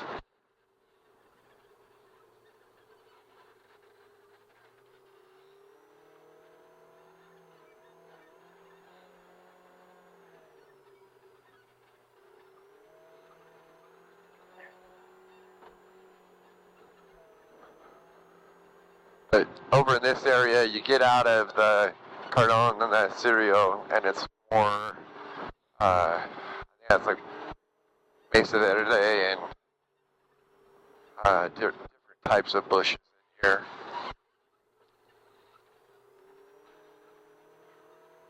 I think some of those are like catclaw too.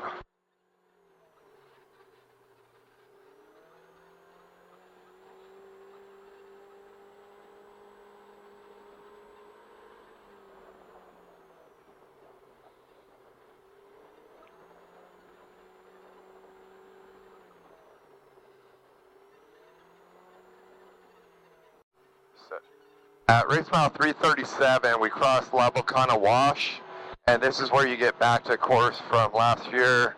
And it's not silty yet, but this is going to get silty.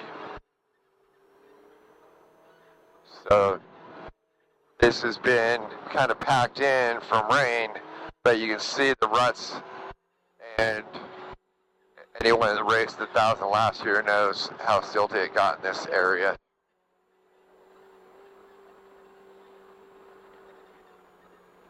I would keep an eye on this through pre-running and see how it looks. But you have the alphanumerical VCPs through a lot of this, so you're not going to be able to get very creative with lines. So, I mean, this is going to get really silty very, very fast.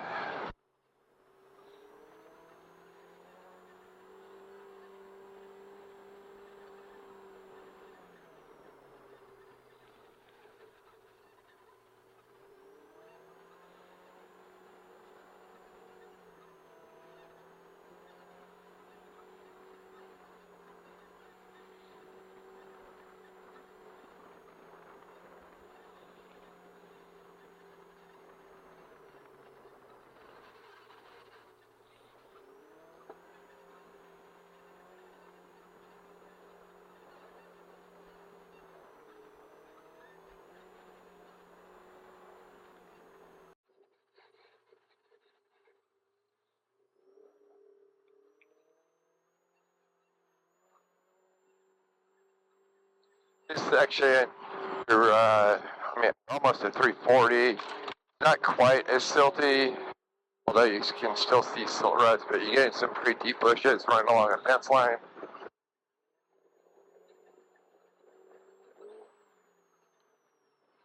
Seems like there's been a lot of VCPs through here.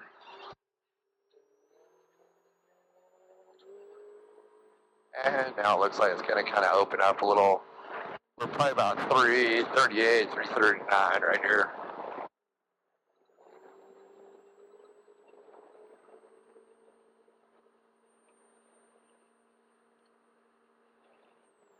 So it really kind of looks like it's just that one section as long as we kind of stay out of it now.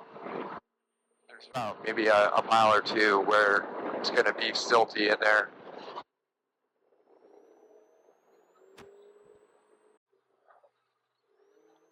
So this is all course from last year. Hasn't really been run since then. There's a couple tracks on it, but not much. And we're like race mile 345. We're going to drop into Volcano Wash. We already crossed it once. Now we're going back into it.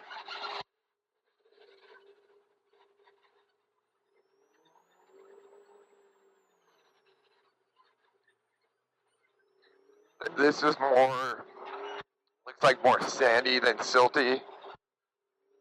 So it really kind of was just that one little stretch where it seemed like silt's going to be a problem. I don't think it's going to be too bad right here.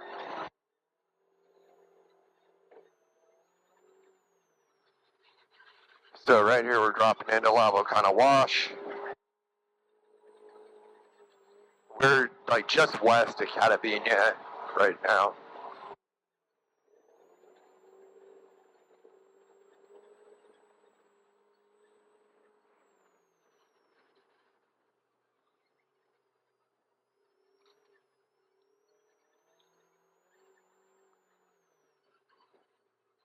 And it kind of looks like there's a lot of lines in this wash here. Trying to watch. So here's 345. Looks like there's not a lot of VCPs in this wash, so I do think that the race course is the fastest route, though.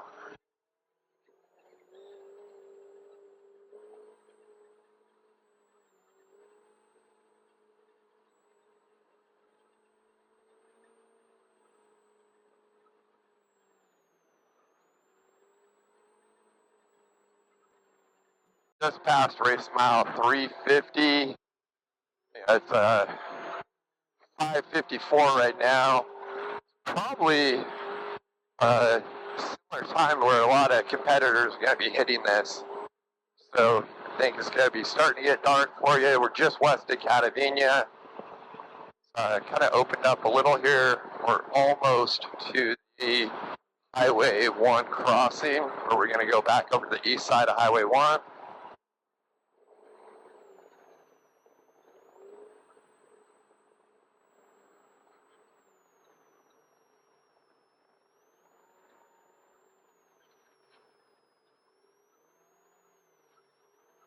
We're making a hard right here.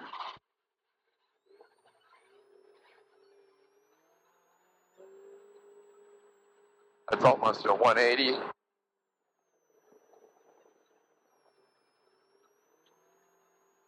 Like I said, this is probably the lighting it's going to look like for a lot of people. I think the time you guys are starting, you're probably going to end up around this area.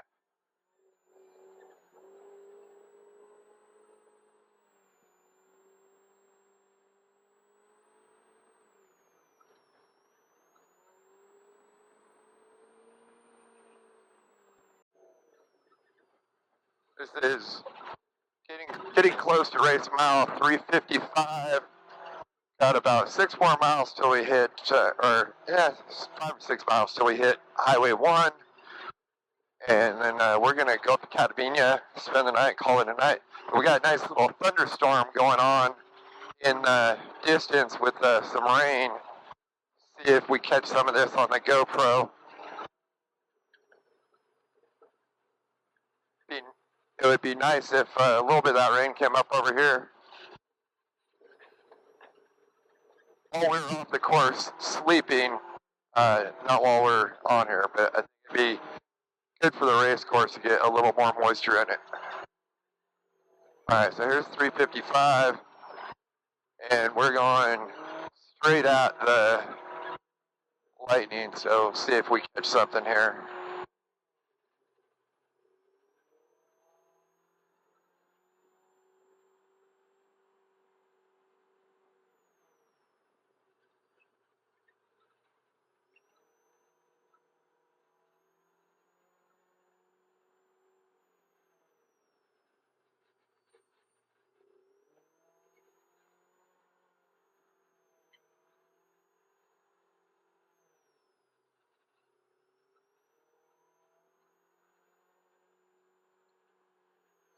Alright, if Mother Nature cooperates, we'll get a nice thunderbolt right now.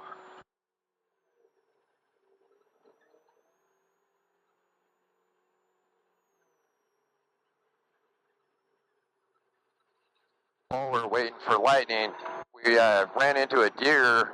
Well, didn't hit it, but it ran across in front of us a few miles back. I have never seen a deer down here by Catavenia before. That's actually the second deer we saw today. We came across one just south of San Quintin, and then, well, actually, I think closer to El Rosario, and then now one, like literally just west of Catavenia. I think there's actually pronghorn antelope down here too.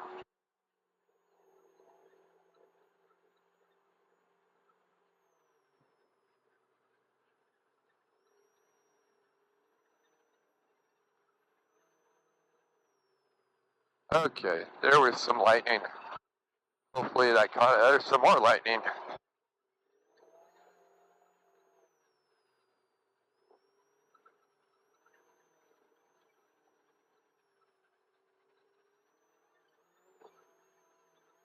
There's more lightning. So, like I said, I mean, this has got to be like just probably over at the coast.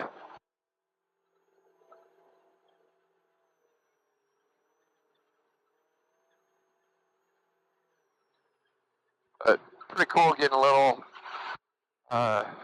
lightning show before we call it a night and go sleep in Catavenia. Here we show you guys what it looks like at night out here. Race mile 359, the highway crossing. You come into a little speed zone here, cross over Highway 1 just south of Catavenia. Do a little like 6-mile dirt loop over here. And then you come back to the highway and then head down to Fred's Tractor Trail. So just kind of show you guys what this looks like. From what I remember running this last year, it's kind of a little rocky and technical in here, but we'll take a look at it.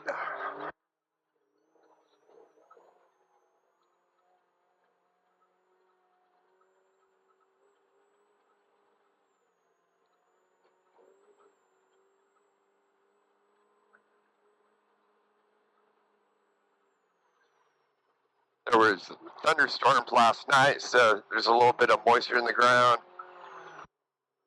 Got a little bit of a downpour in Catavenia at the hotel while we were staying there last night.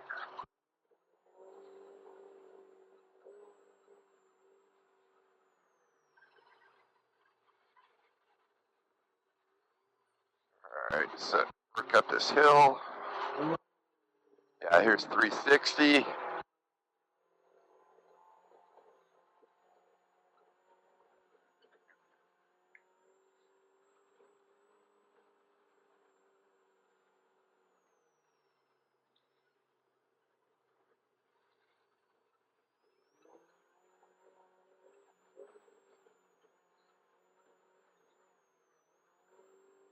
It's really like not too bad. It's kind of a fun little section. Let's see what this down arrow is here. A little rock there on my right, but not too bad.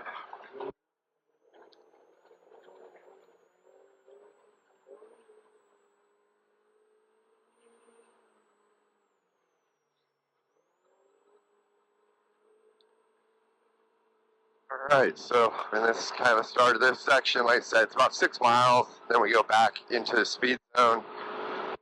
Then over at Fred's Tractor Trail. So we'll probably pick this back up when we get over by Fred's. We're about probably 365-ish. Just a pretty cool little section here. I want to show it to you guys. Kind of winding through the boulders. This whole little 6-mile loop is really fun in my opinion. You're just kind of picking your way through, winding through this. Nothing too crazy, but just the fun section.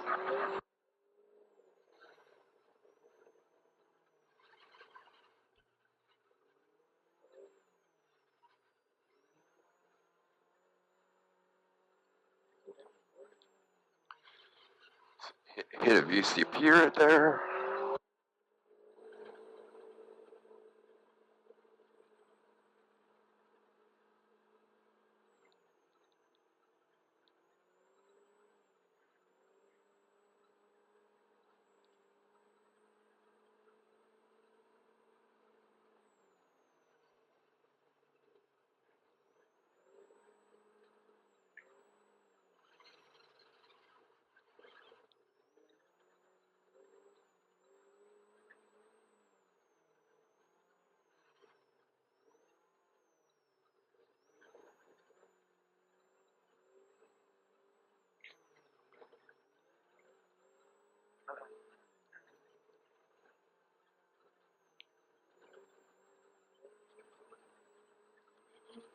So we're almost back to the highway and hop into the speed zone. Speed zone here, just past race mile 375. And we are going to turn into Fred's Tractor Trail here in just a minute. Well, I guess the entrance to that area.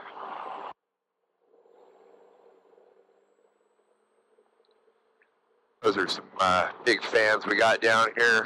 We gave them some stickers earlier. I think they were pretty stoked on that.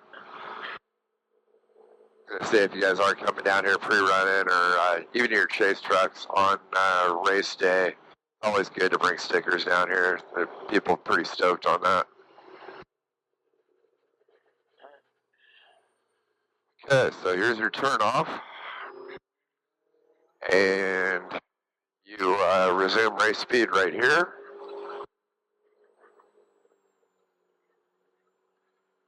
Usually this is pretty quick through here. A little rocky. And it gets more technical the further you get into this.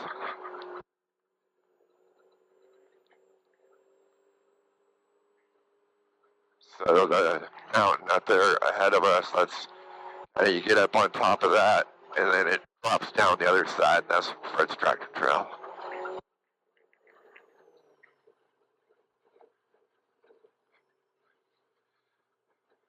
It's about a 10-mile little section. I think not gonna win the race here, but a lot of people have ended their races here.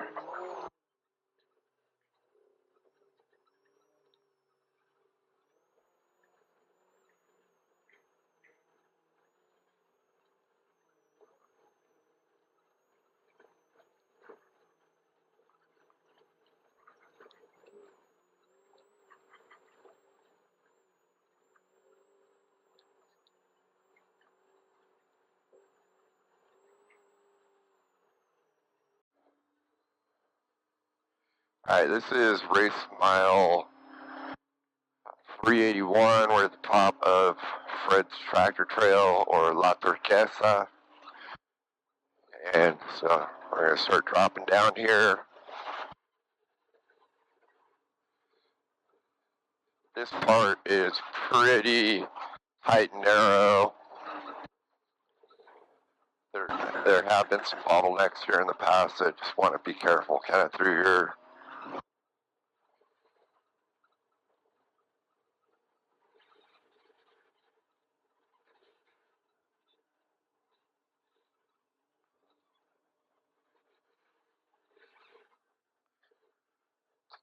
Pretty off camber right there. Not bad, but just if your vehicle does have a higher CG, you're definitely going to feel that.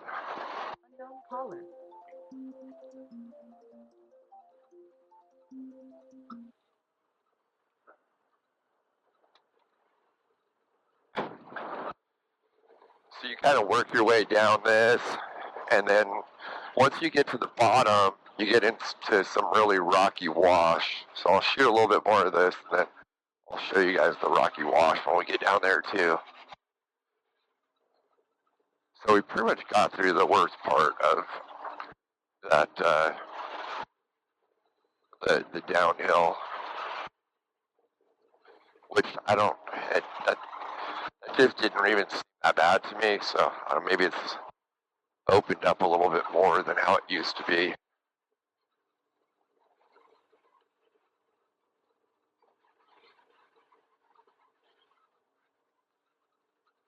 Oh, also yesterday I was talking about these trees. They're called elephant trees.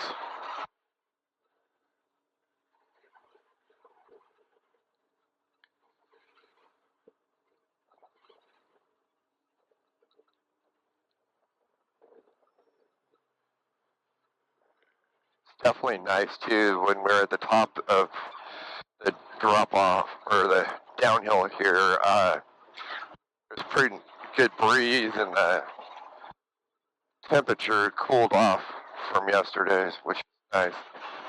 So this is pretty tight right here. Definitely don't want to blow that corner.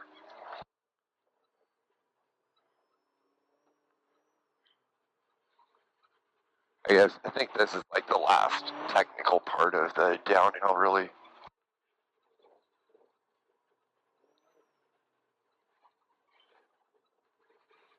Yeah, I think once you clear that, you're pretty good.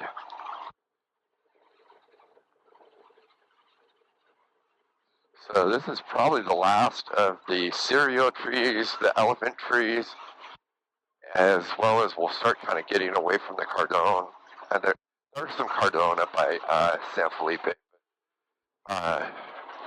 Once we start heading up the speed zone, I think you get out of the cereal trees. So, all right, that's the majority of the downhill here. I think we'll pick this back up. Obviously, you can see how rocky this is, but we'll pick this back up once we get down in the wash.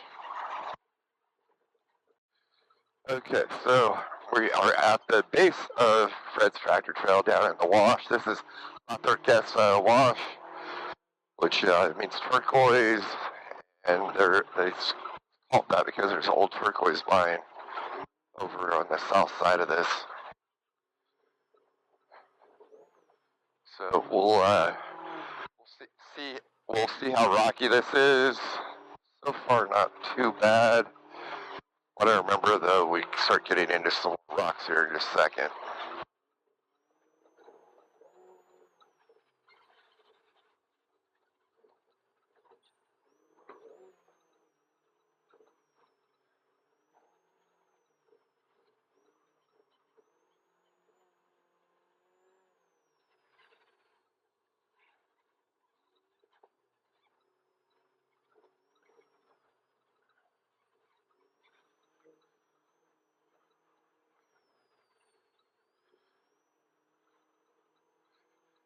This really is not that bad.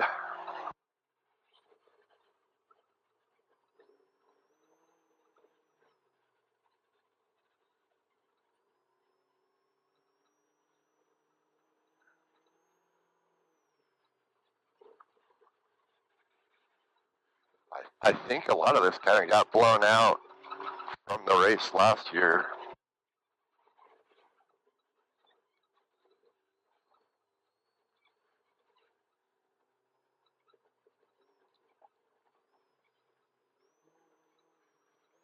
All right, so if I get into anything like really bad, I'll try to shoot some video of that, but I think you all kind of see it. Yeah, it's rocky, but it's not horrible. You can just kind of pick your way through. I think that this whole section just a matter of just being smart. I just want to get through this in one piece, get to that speed zone.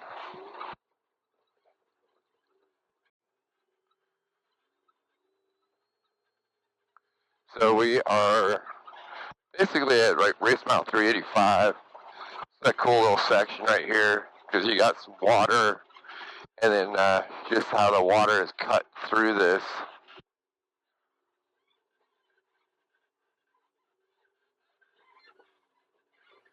And this is La Turquesa Wash.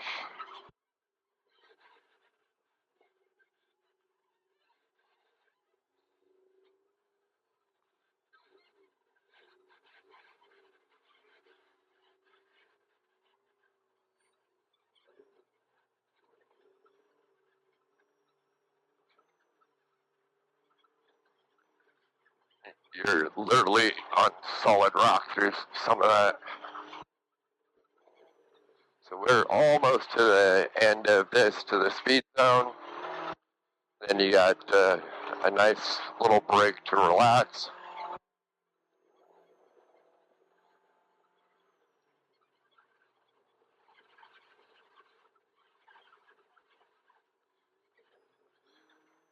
The rocks there from the last video that I did, it's rocky, but there's nothing like crazy in there. You just gotta slowly pick your way through.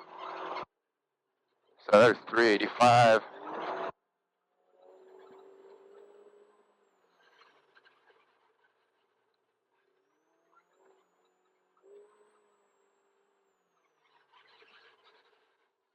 Pretty good little G out right there.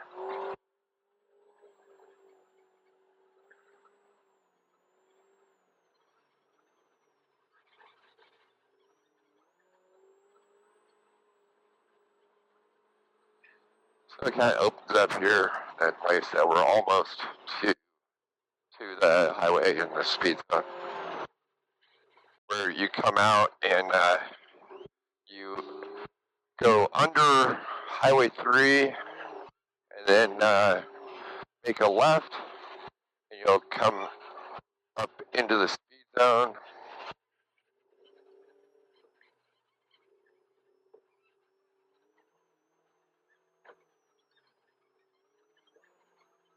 Just so you guys can kind of see what this looks like.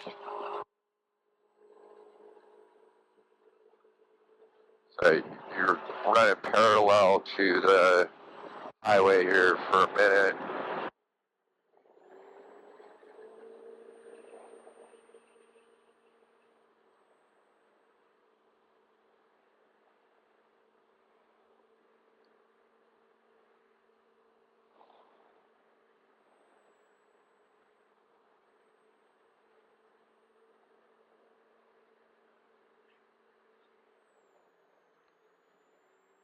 Earlier I was talking about how the weather had cooled off a little bit. Well, it's now 94 degrees over here, so I think San Felipe side's going to be nice and toasty today. And we're getting fairly close to where we come onto the highway.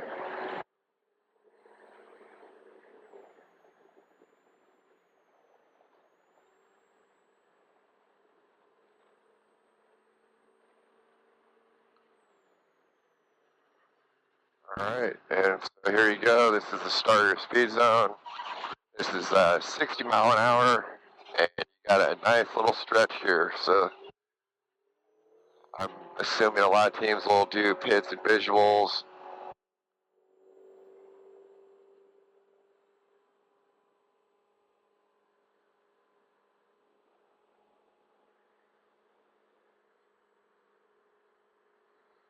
Alright, we'll pick this back up in the washers of San Felipe. Alright, so this is in the speed zone, race mile 440. We're getting fairly close to Puertocitos. You can actually see it around the corner up here. It's just a long way in the speed zone here. It's like over 60 miles. So you got over an hour in this speed zone, which, I don't know, for me, always like your adrenaline's kind of going, and then you get into this, and it's always tough, man, because I think maybe a lot of teams will do driver changes, so it's a good opportunity to do a driver change and let the other driver kind of get warmed up and get all your belts adjusted, get everything exactly how you want it. Do do that in the speed zone. I always think that's a smart idea, but for like people that are soloing it, this kind of, it's tough because, like I said, your adrenaline's going and you like kind of really lose that adrenaline rush just cruising through a speed zone. And the other thing is, I mean, speed zones to me were always really stressful because you're trying to go right at that speed limit and you don't want to go over where you get penalized. But I mean, obviously the closer you can go to it, stay consistent, the more time you can make on people that don't do that. So, I think, like this is a 60-mile-an-hour zone. Like a lot of people will just kind of cruise like 58 or something like that to try to be safe.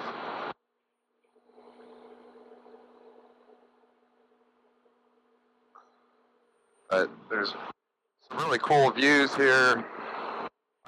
Unfortunately, I think for most people, it'll be nighttime,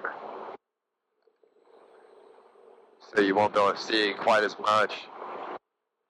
But we're on the outskirts of Puertocitos right now. So some years you come up this and then you'll hop off Old Puertocitos Road. With this, it's the same as last year where you continue on to the entrance to Matomi.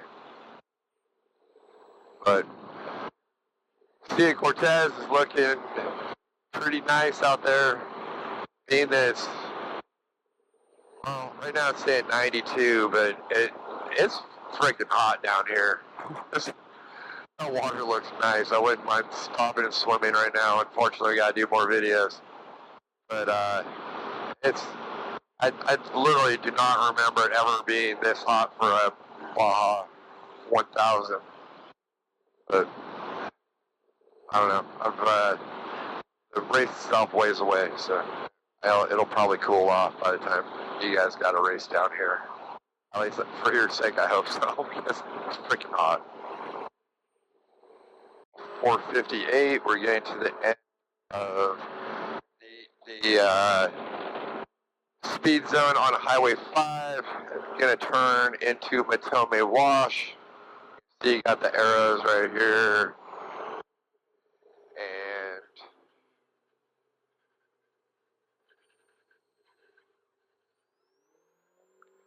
alright, then you're off back onto dirt.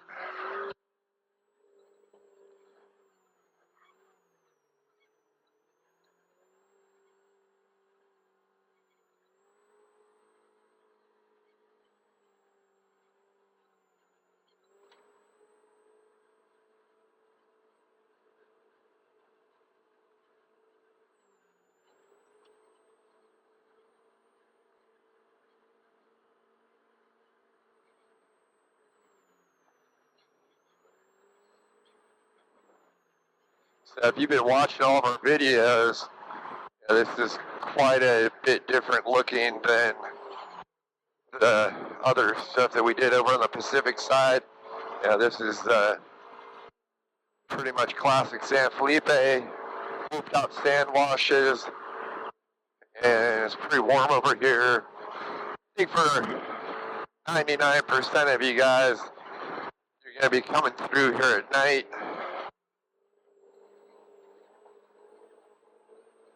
So, should be cooler.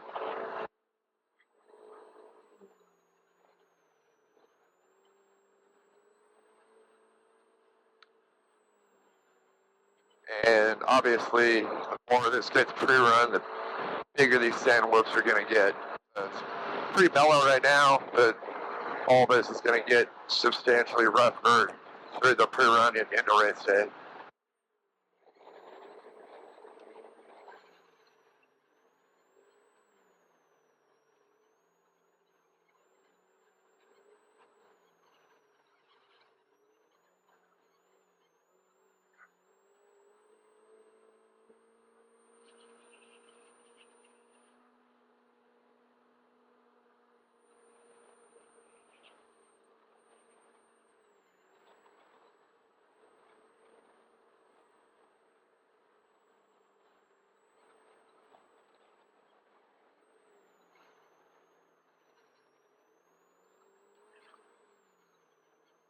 So this is getting into Matomi. We're going to be in this for a little while, then make a right out of it, keep heading north. So we'll pick it up a little further up the course. In Matomi Wash, really all of the washes, there's multiple lines all over the place. Not a lot of ECP, so I mean, this is normal San Felipe where you just pick the line that you think is best. It's a kind of a mix because the race course I think is the straightest line through most of this, but then some of it is a little whooped out. It'll continue to get more whooped out. I was just on a little line back there that I think would be a good one, but all of that continues to change as people pre-run because some of it will get really tracked out, whooped, and other parts, will open up. So I feel like the washes, there's a lot of time to be made through here if you can really nail your lines.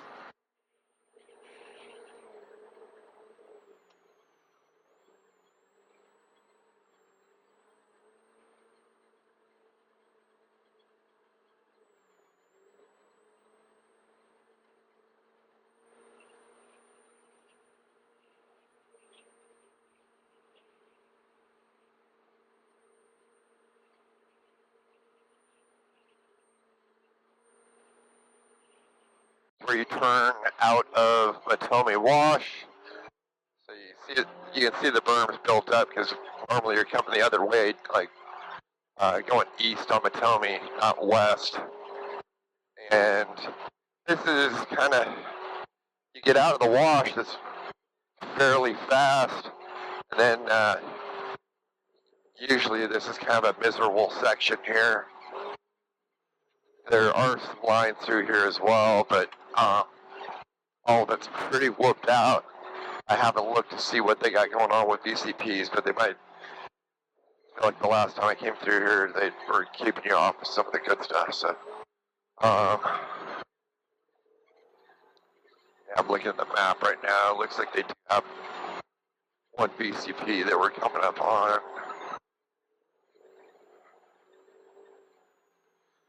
So you come out of this wash here, then we're going to hop up on this little plateau, kind of get out of sand and more into just harder packed desert. It gets really whooped out up here.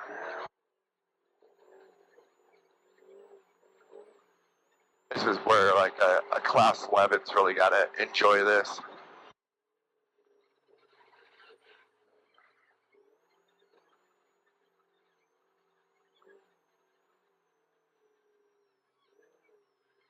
And so we're like race mile 470 right here.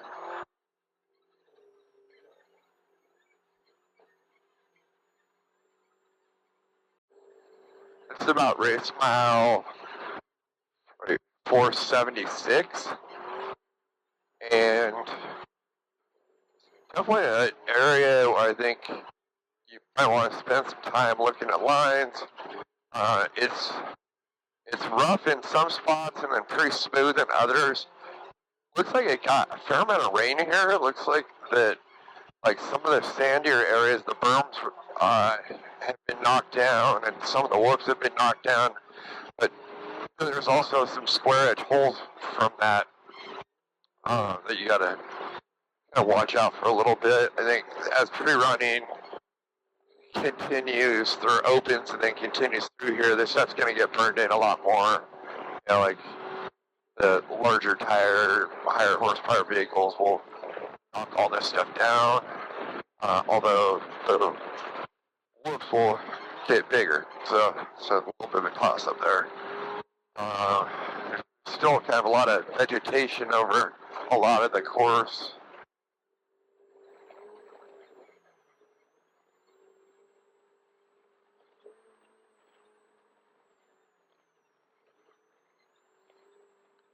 I think we're early out here, so stuff's pretty pretty like smooth, but that will again change during pre-run.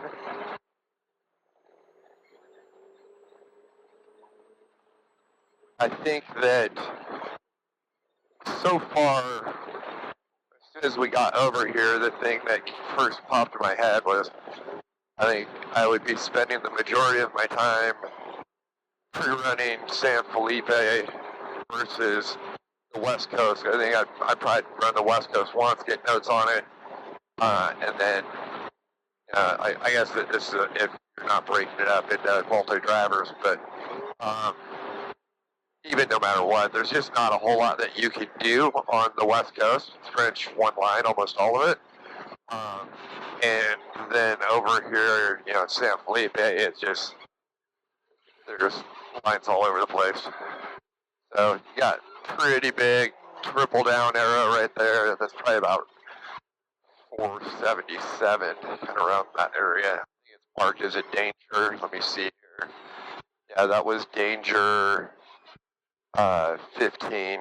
I'm coming up on danger 16. So definitely danger 15.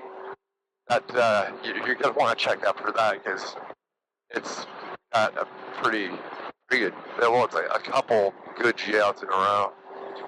Then we're coming up on 16.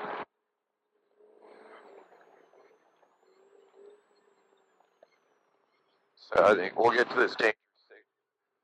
We'll get to danger 16, and then we'll call this a video clip. Yeah, so it's another big G-out. Pretty much you're crossing these, you got a few in a row here. You're crossing these washes, so you have all this cross grain. Those are definitely big enough. You gotta check out for that. Alright, we'll keep going, check back in with you guys, but so far over here is looking like typical rough San Felipe.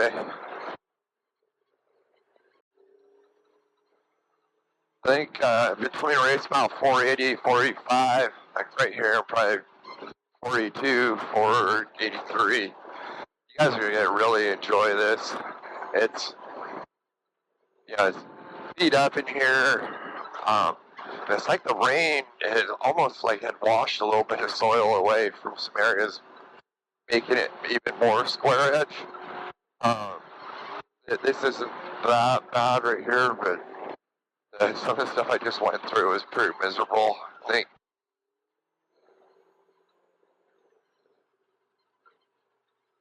it's not the most fun thing to pre-run and or race through. Maybe a trophy truck, it'd be all right. It's funny because I literally was just thinking that how well the UTVs work through this. So we just caught up to the SCORE course marking guys. They're in that speed UTV. I'm glad we're in this Upfit Pro R instead of that. We're making way better time than they are. But one thing though that I wanted to talk about is for bang for your buck, like these Upfit like the Baja Limited Pro Rs are pretty amazing. Like I've got with 35s on here, and the suspension work and everything, they go pretty darn good through this stuff, all things considered.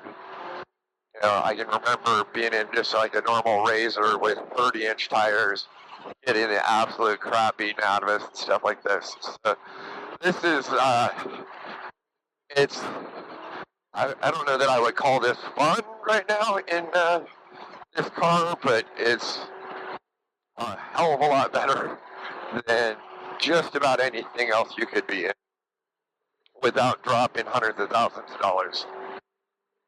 So if someone wanted to trade me a trophy truck, I would, but I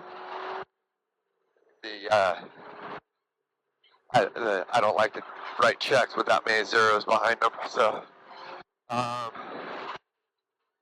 man, there's just a lot of little square edge stuff in here.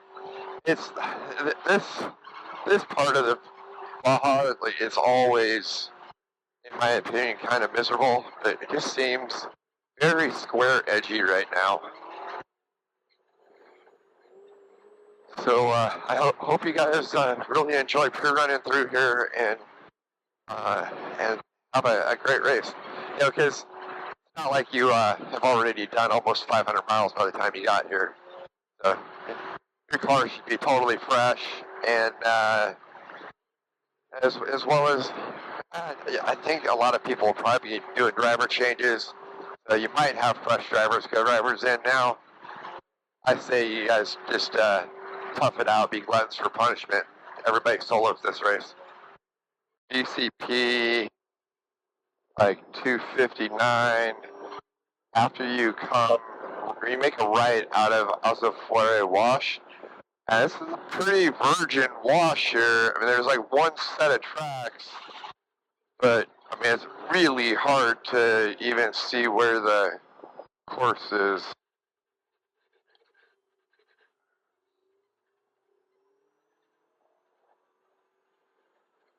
Again, as pre-running goes on, this will get burned in as well as there'll be more markers up because we're ahead of the marking crew right now.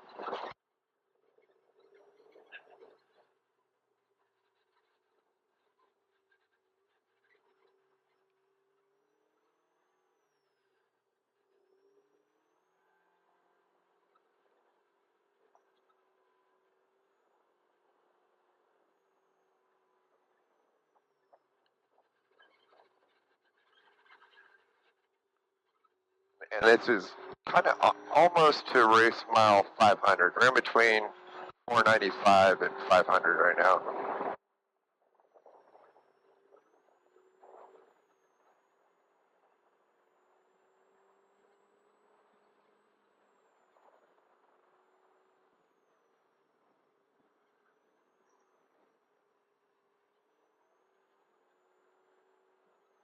You definitely can tell that there was some water through some of these washes. It's been a little while, but you've got vegetation growing as well as a lot of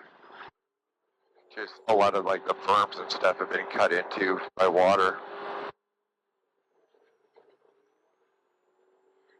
So early on in pre-run, this is going to be a little tricky, and as this gets burned in, by race day, there'll be big tracks through here. So just early on in pre-run, you have to pay attention. And 505, probably about 502, 503 right now. There's an area called Boulder Canyon. It connects you from Azufre Wash to Huatamote, and I don't know if I've ever been through here before, but we'll check this out right here. I'm assuming it's called Boulder Canyon for a reason. So far, it hasn't been very bad, but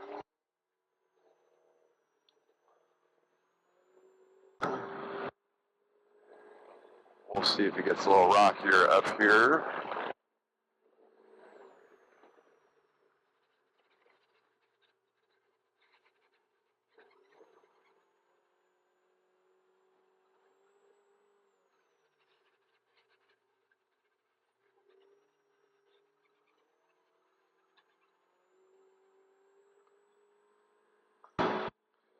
So far, so good. Kind of like just a cool little canyon.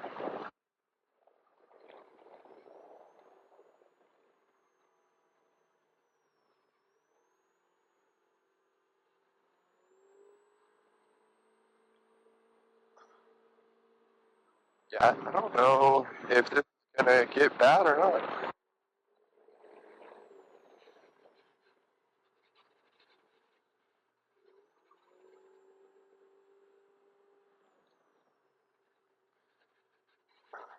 Okay, I guess this is maybe the bouldery part.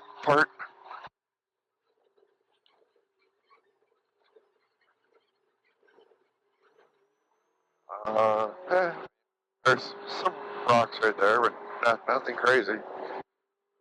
I kind of think that was it. So, it looks like Boulder Canyon is named after a couple rocks right there.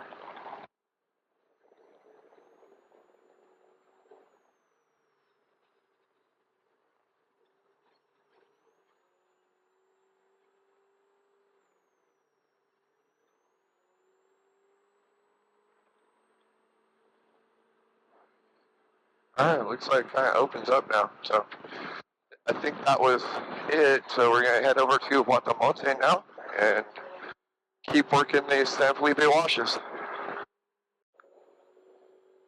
So, almost to race mile 505 from the last video I did. Boulder Canyon earned its name a little bit more. There definitely were a few more rocky sections in there. It's nothing crazy, but you did have to pick your way through. I mean, even the last couple miles I've gone through, it's pretty rocky in there. It's opened back up now, and we're getting pretty close to connecting back to Huatamote.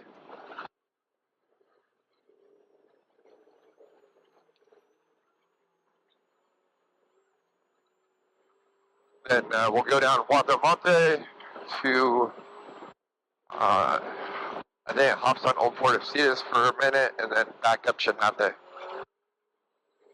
So, pretty much working all the washes of San Felipe. And, yeah, I think that, yeah, this is going to probably kind of be the make or break point for a lot of people.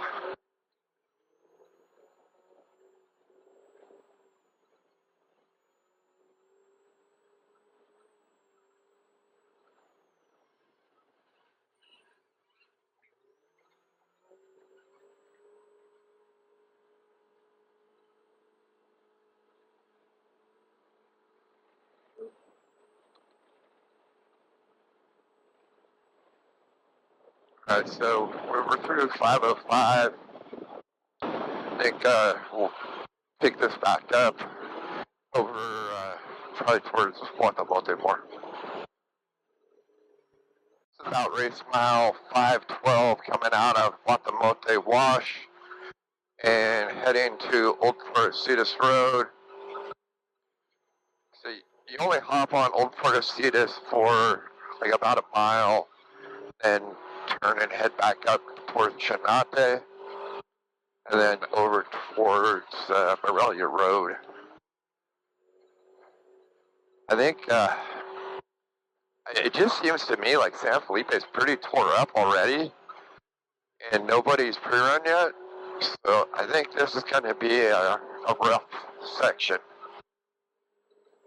From here's the speed zone where you turn into Morelia, almost to probably San Matias. I think it's going to be pretty rough.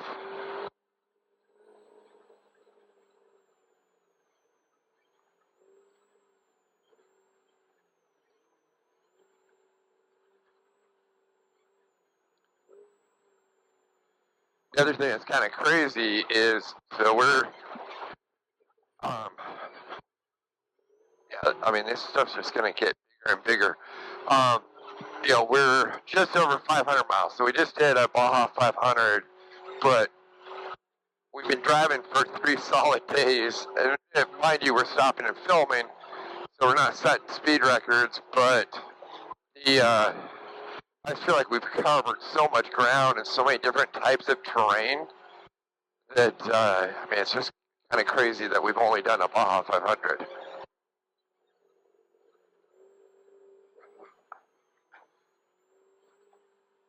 So all of these they're peaked out going the northbound, the direction we're going.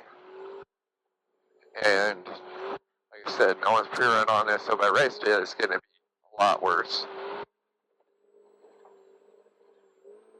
I mean, Old Puertocitos Road's always pretty rough. That cleans up a little here. but we're almost halfway through this section of Old Puertocitos Road. This is like the super nice part of Old Puertocitos.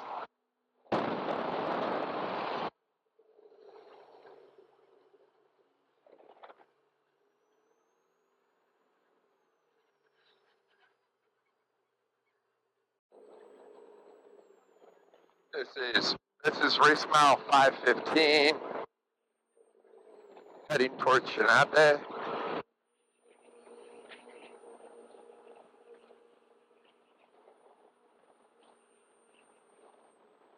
This is all pretty fast right now. The wind's kind of blowing a lot of the whoops down, but it will get worse during pre-running.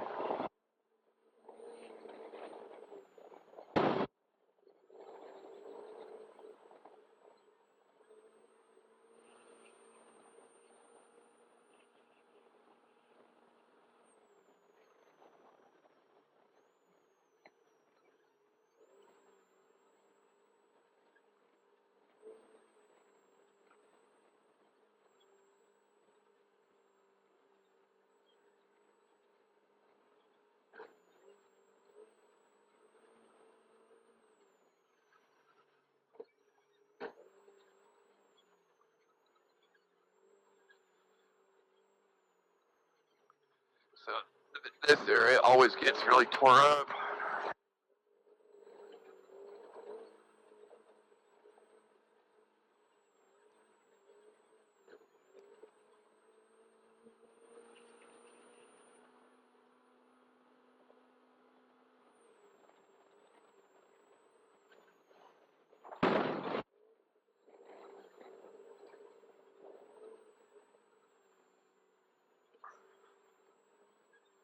So, I mean, this is pretty much what this looks like for the majority of this stretch up until you get into the wash.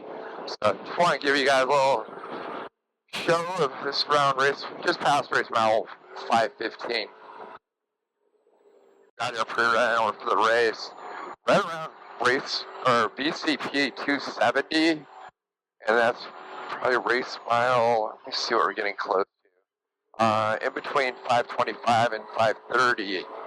But right by that VCP 270, there's embedded rock that goes across the course. It's kind of like a square edge lip. I think if you tag that hard enough, you're probably gonna like flat spot some wheels there. So just maybe mark that ahead of time so you don't come too hot into that. Otherwise, Chanate Wash is pretty fast.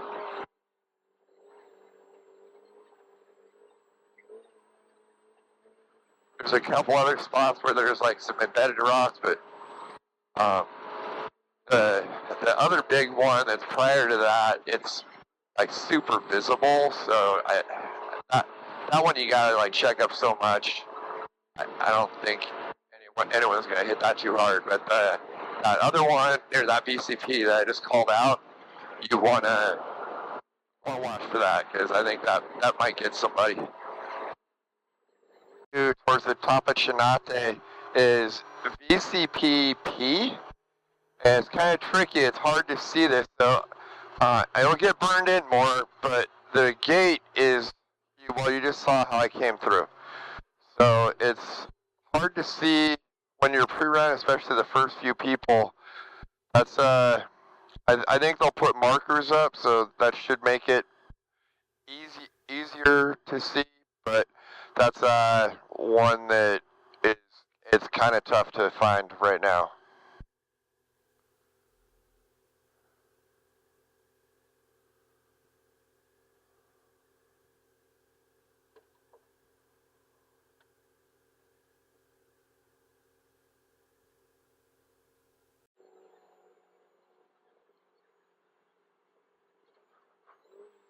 Alright, so this is just past race mile 535. There's a few lines through here. I'm on one right now, but everything's kind of, normally this is tore up, and right now everything's pretty rounded off. You see there's vegetation over it. It's not too bad.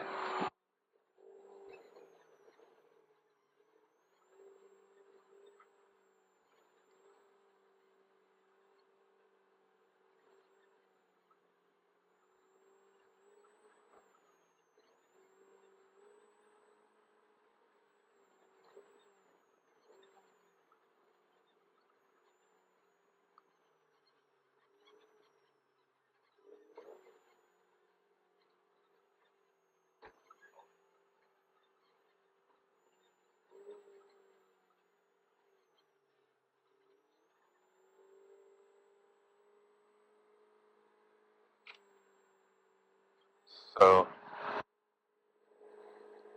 definitely check your lines, watch your VCPs over here.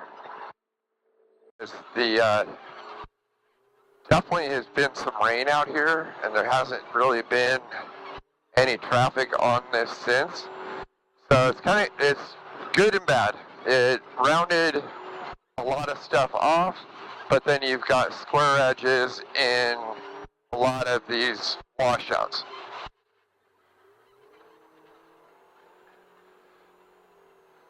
This will get worn in, but for beginning a pre-run in, you're gonna have to really kind of cruise through here.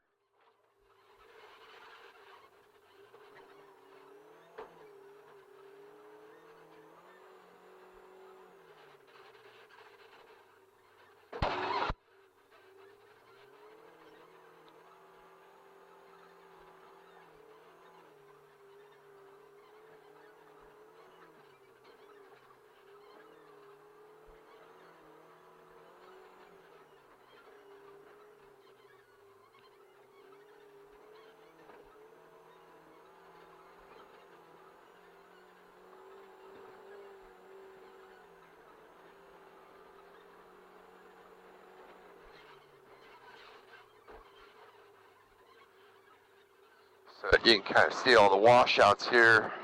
I mean, there's hoof prints on the course instead of tire tracks. So that's kind of shows you that there hasn't been much traffic here.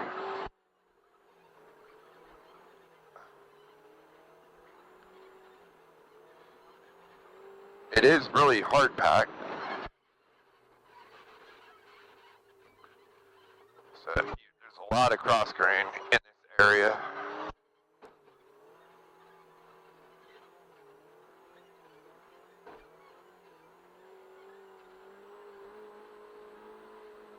Up on race mile 540, you see that there's literally no tracks through some of this stuff other than hoof prints. And it's honestly kind of hard to pick your way through this because there's brush or like weeds that have kind of grown through here. There's a lot of just rain ruts and stuff that, I mean, look at how much the rain has tore this up, which is good. It's eating a lot of whoops away, but then there's like random square edges and stuff in here too.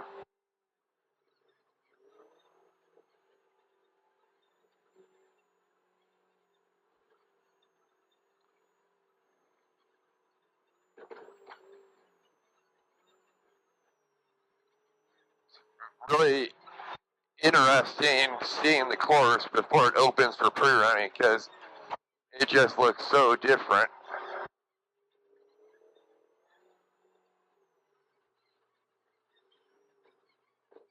It's pretty green out here.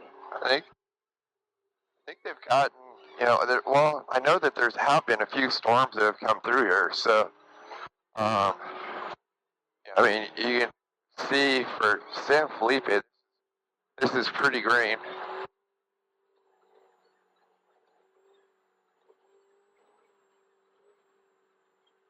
We're getting pretty close to Morella Junction. We're about 5-6 miles out. It's at race mile 546. So, I mean, we just went through 40, so it's just under 6 miles.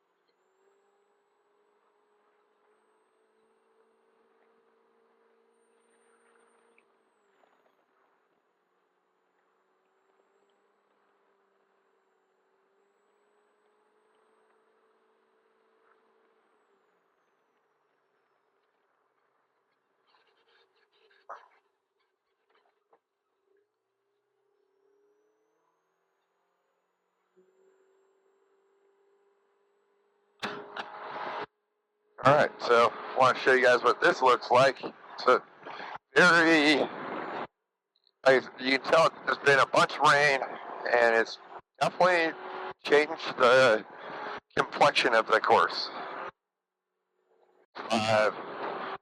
Coming into Morella Junction. So some of the sandy, whooped out washes in this section completely reset. And other parts like here, the whoops are still, they're still here, but they've been knocked down. They're kind of rounded off.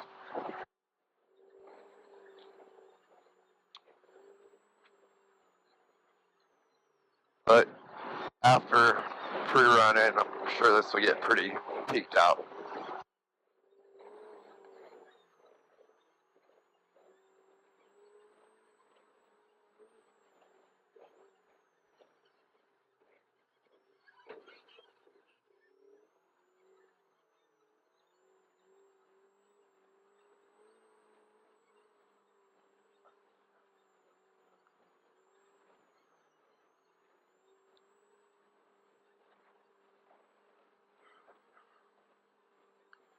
All right, so that's coming into Morella Junction.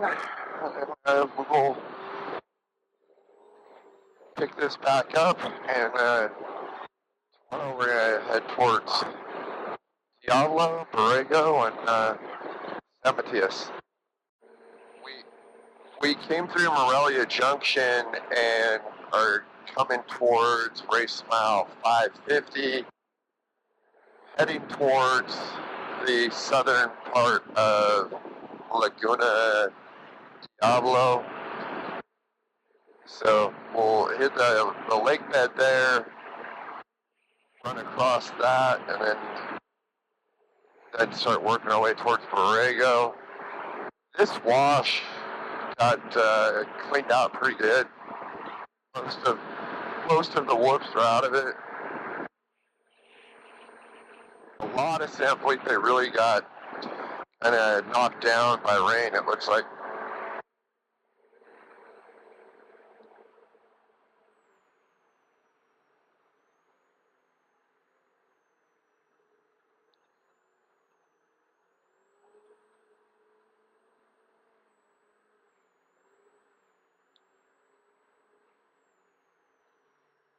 There's the mile marker for 550.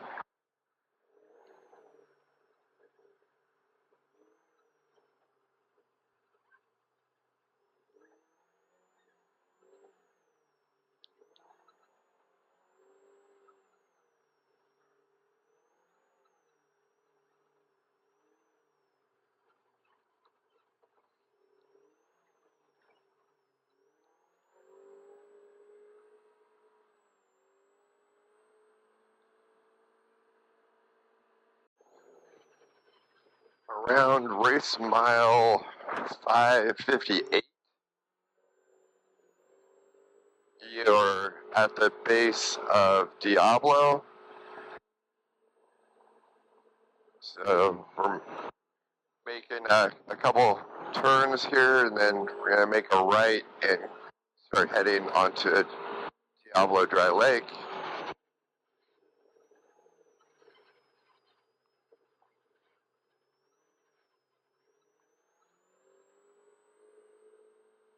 There's a little whooped out coming into here, but not too bad. The Razor did okay through that, so any of the bigger vehicles will cruise right through that.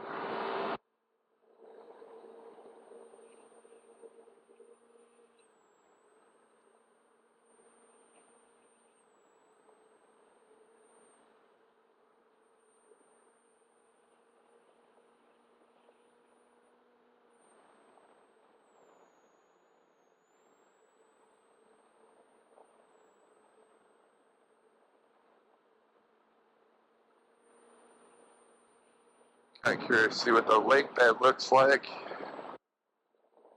after the rain they've got.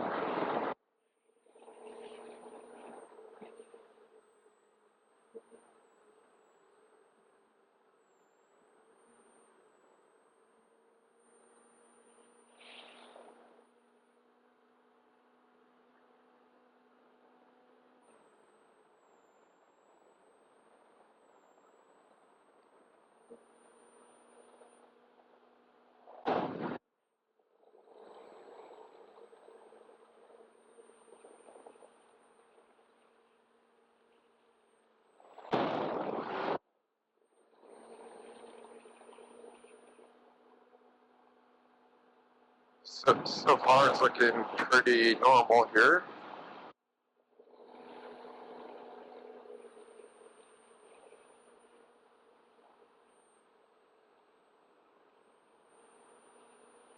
You can see they got a couple VCPs out here. And this is race mile 560.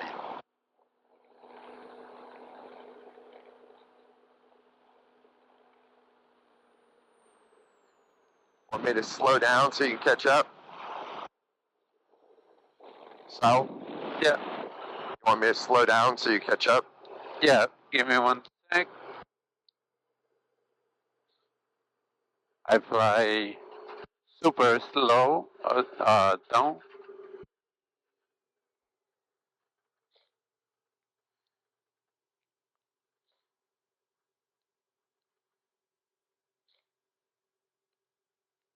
I got you like that. Okay. Yeah. Let me know when you're ready. Hay pinche vacas en Oh, is that one? Diablo, sí. Mire. Okay.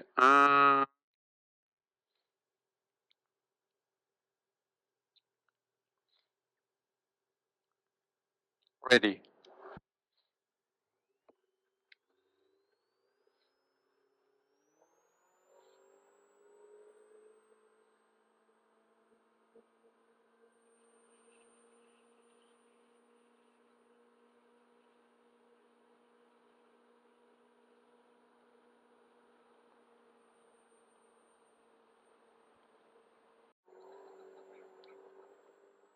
From race mile 571 at the Sportsman Cutoff, if you stay on the normal course, you go right onto the Powerline Road. Not too bad this direction. The bigger whoops are the other way. And you start heading towards Las Minitas Wash.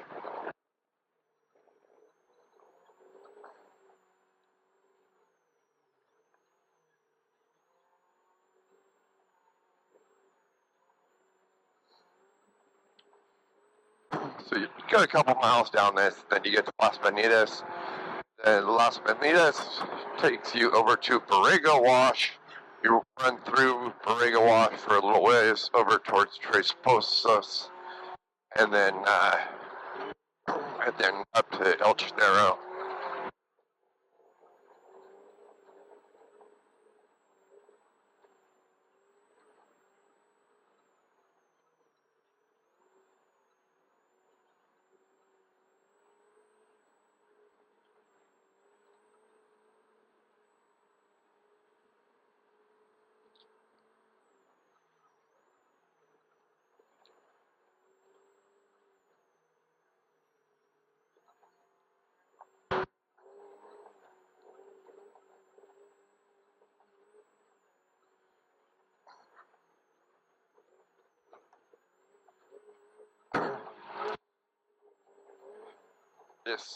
This Upfit Pro R actually works really good through this stuff.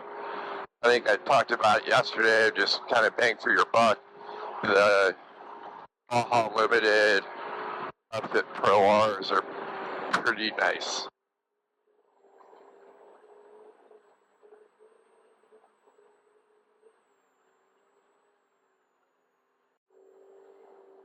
Coming into race mile 575, you turn off of the Powerline Road, start heading into Las Minitas Wash.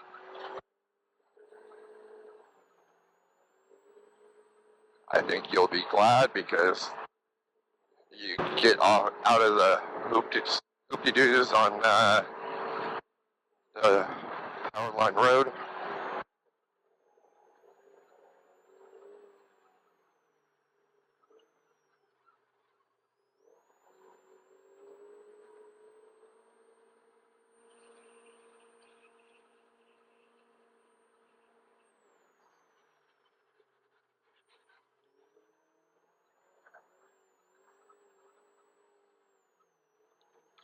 I know through the years there's been multiple lines through here.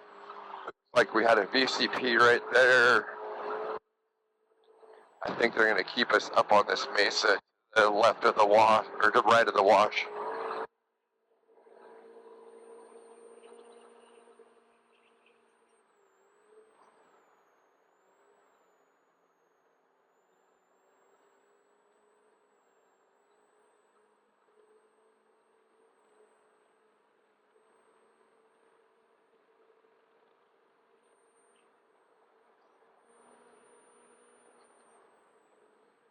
Yeah, you got another VCP here.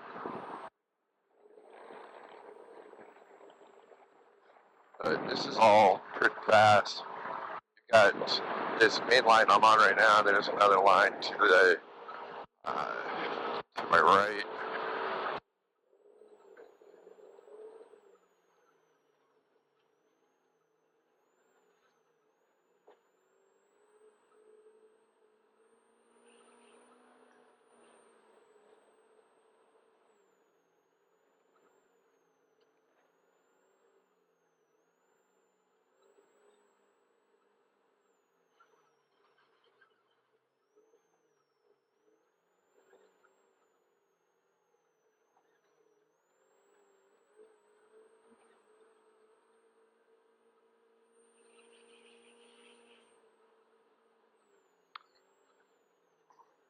So there's a little look there. We'll pick this up probably back in Las Minitas or maybe even Borrego. Smile 580.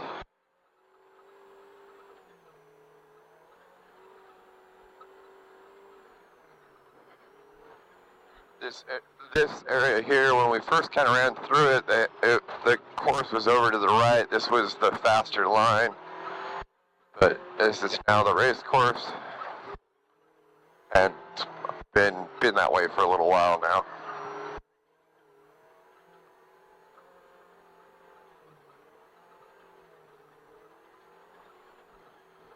You definitely can see the rain that they got in here, how it affected some of this cross grain and these washes.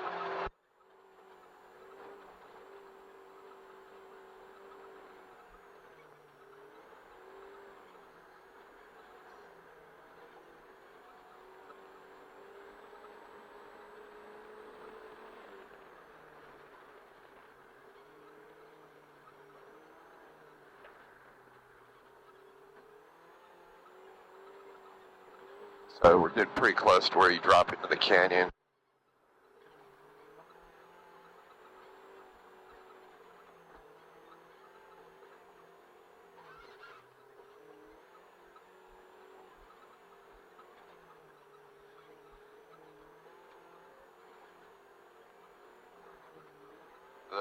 There's whoops in here, but they're pretty, like, they don't have a lot of big square edge to them. They're fairly soft. We'll see how they look by race day.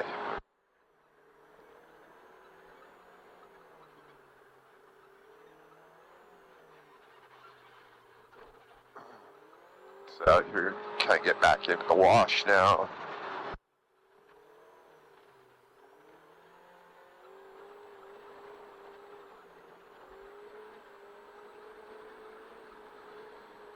Alright, we're getting close to getting into the canyon here, so I'd show you guys that.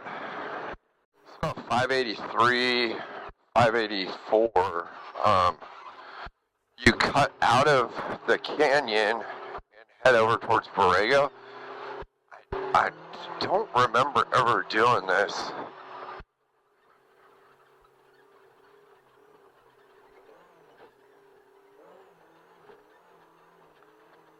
At least off the top of my head, I don't remember doing this. I feel like this hill does look a little familiar to me. I don't know.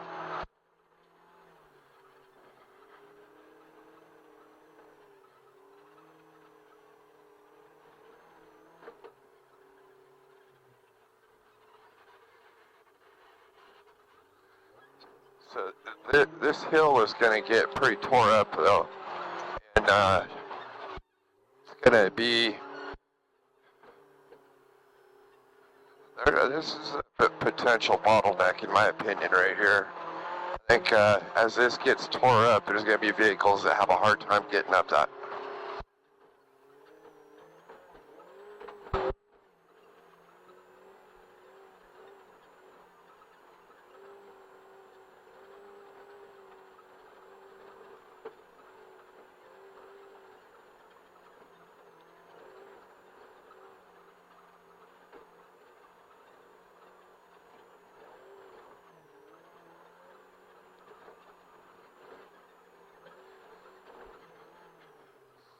That's a pretty good little climb, and then just as that gets more and more tore up for pre-rain, that could be a challenge, especially for some of the lower horsepower two-wheel drive vehicles or heavier two-wheel drive vehicles.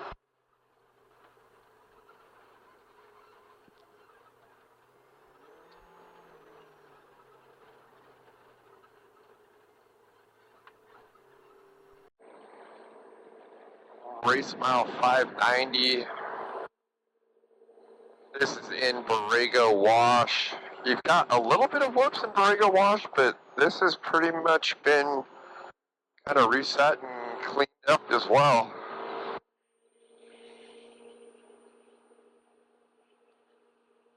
A lot of the washes in San Felipe got enough rain to clear out the sand whoops in them.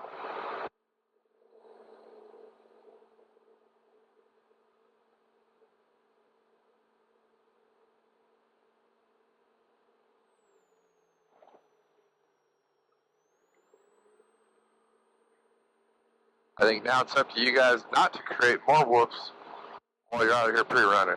So, good luck doing that, though.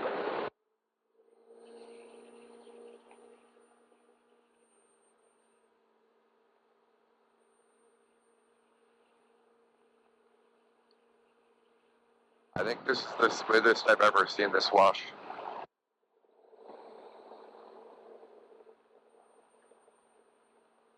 There's so much like vegetation and like weeds growing on things too. It's hard to see the other lines. There's not a lot of VCPs in here, and there's definitely lines all over Borrego Wash. Although it does seem to me like the race course is extremely fast. I think you're going to be hard pressed to find something better. Right now we're getting in a little bit of whoops, but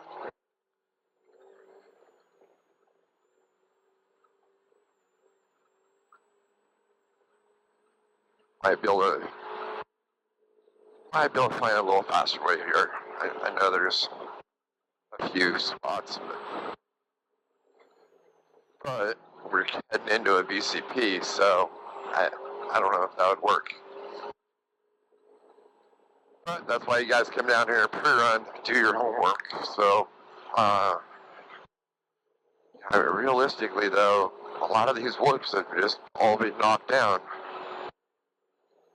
Right, we'll get into some right here.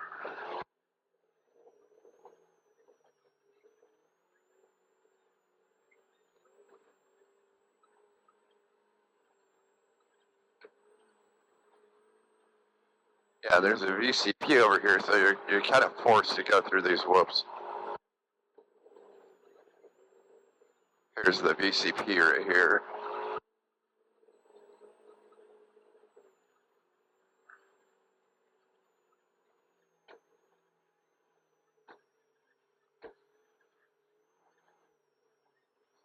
So, I mean, it wouldn't be San Felipe if they didn't make you go through some whoops. So, enjoy these.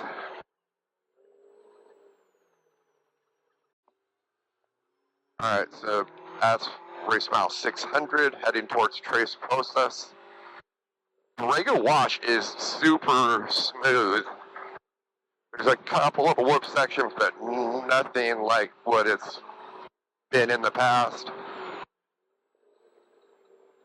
This is kind of rough over here, but the rain didn't really wash this out. But any of the sand washes that are normally whooped out, like some of them are just butter smooth right now. It's pretty amazing.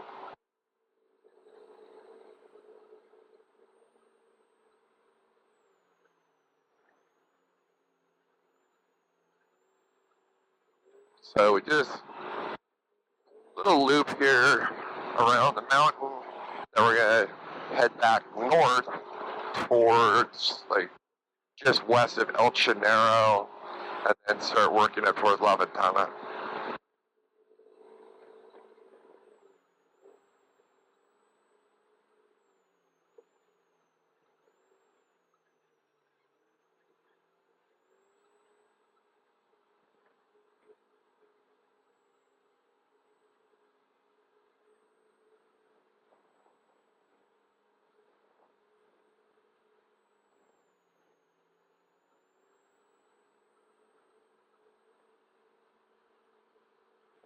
So right here, we went by one VCP. This is the far VCP that you got to hit, and then you're gonna bang left, and then head back towards El Chinero.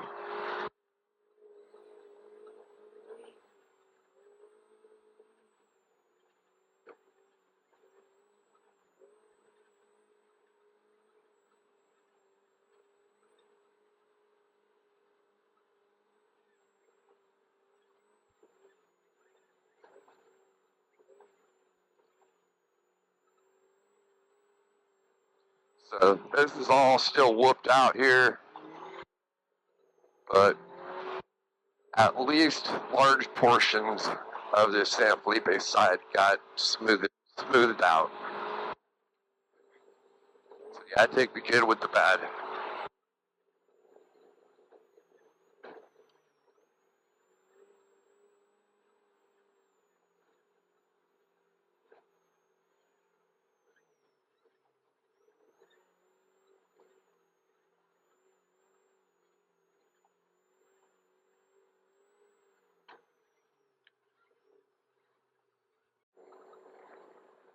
I'm coming up on race mile 605, just crossed over Highway 3, and at El Chinero. So those of you that are familiar with this area, there's a VCP at race mile 605, and that prevents you from taking a line a lot of people like over on the Power Line Road. This is deeper than they've put VCPs before, so sometimes guys that go to the VCP and cut over. I think you're kind of getting to the point here where cost benefit to try to cut back over from here. I don't know that you really save any time. I think it's going to be faster to just stay on the race course. Be curious to see if any lines, like parallel lines, develop next to this. But I think the power line is kind of off the table.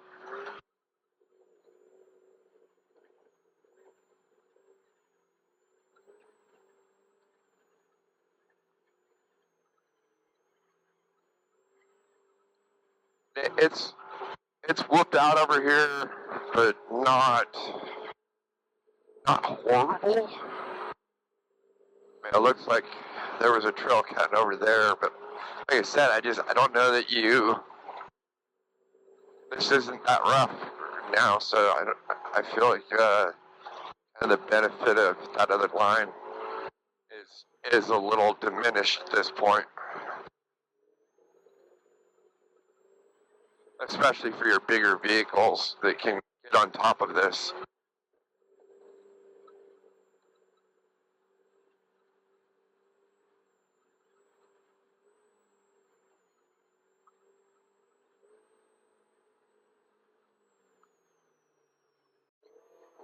Just past race mile 615, you turn up over this ridge out of like Sandy Wash, I guess, that you're going up.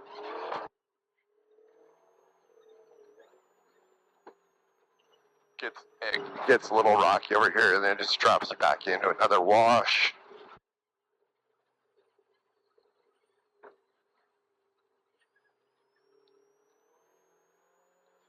It seemed like it was smoothed out a little bit there, I mean, this area is always pretty tore up.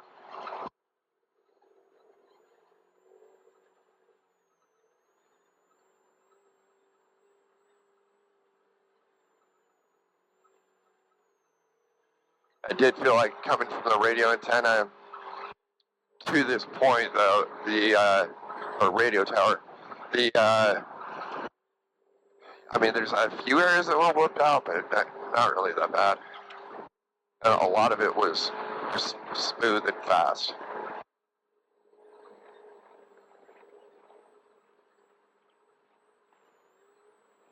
Even this right here is fairly knocked down.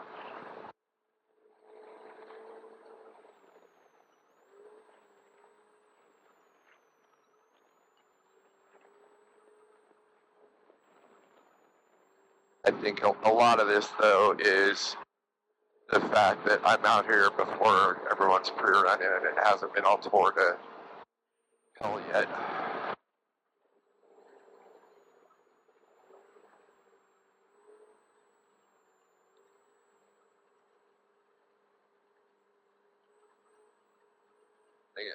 I think the 35s on this Pro R also help as well.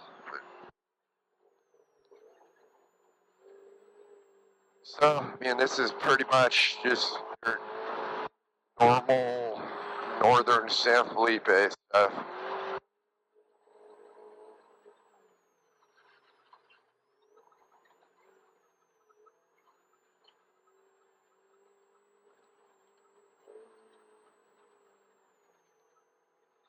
You smell 620.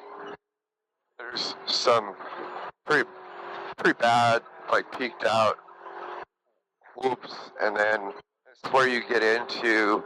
There's a little canyon here that you can either stay in the canyon or you pop up to the left and go around it. I believe the course this year is going to the left around it, but we will see in just a second.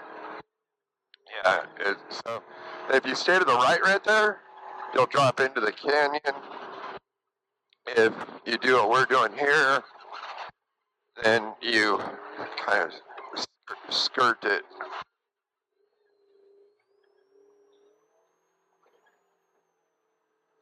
I think this line actually got created as a way around a bottleneck in that canyon.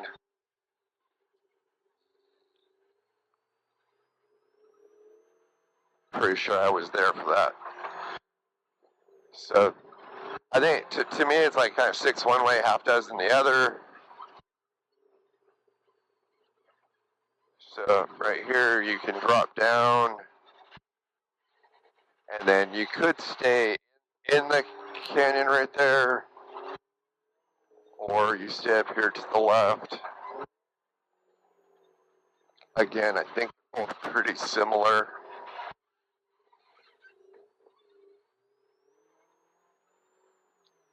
I halfway feel like just staying in that little wash is faster right here, but I'll leave that up to you guys to decide.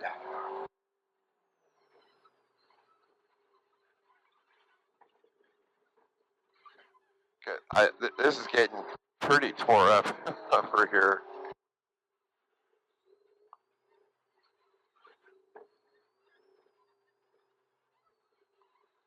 The water's completely washed all the soil off of some of these.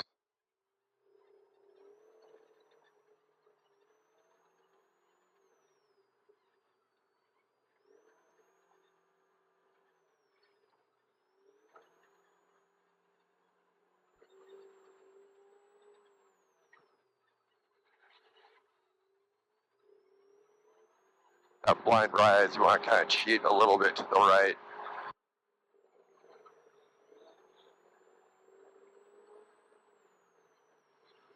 Then we're going to drop back into the wash right here.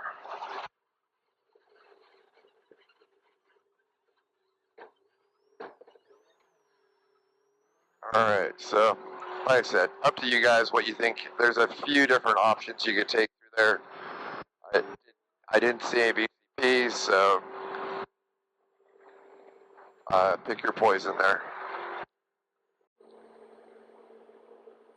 past race mile 635.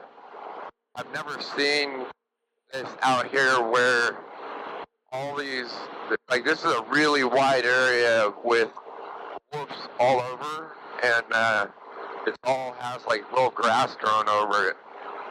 So it's like almost hard to tell like the definition in it.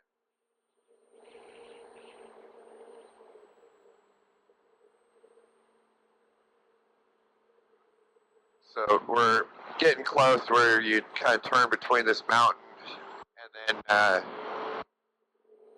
head up over to where BFG 5 is, go kind of through the sand, and then loop around and come back and start heading back towards San Matias.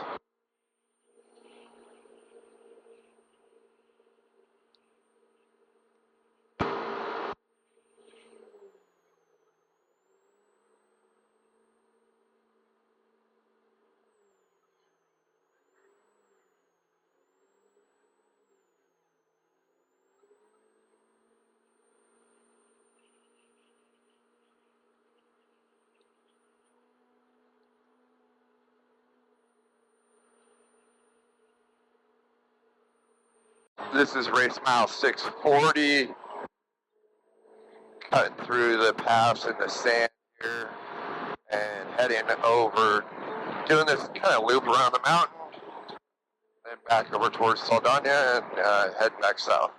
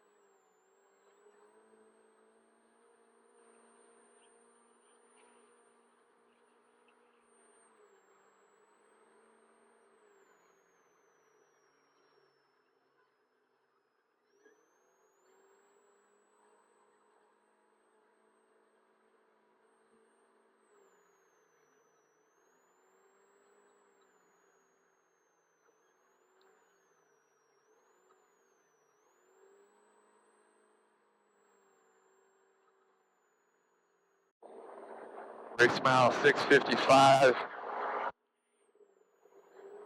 coming around that Saldana area. The wind and water has knocked a lot of this stuff down. It's pretty fast through here.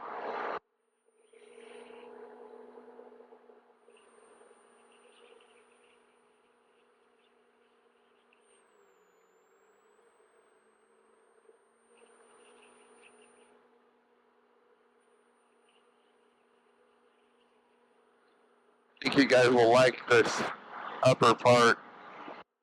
Pretty fast and smooth. I think because you'll be able to carry momentum through this stuff, there shouldn't really get that rough. So you're not going to have acceleration and braking bumps in this.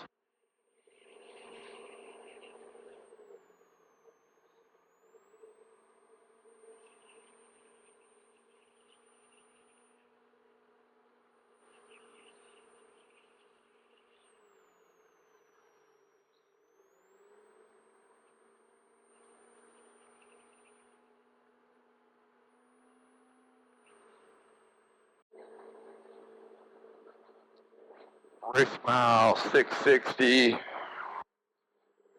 you go past the pump station here. It was all real fast coming to here.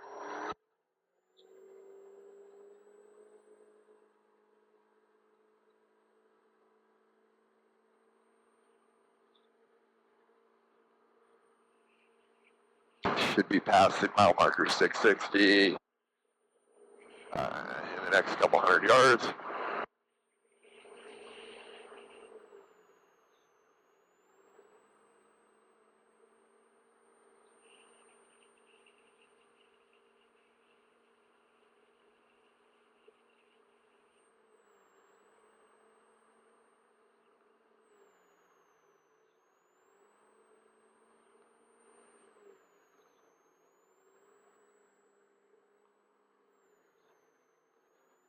Here's the VCP. That, I think, here's the mile marker just ahead.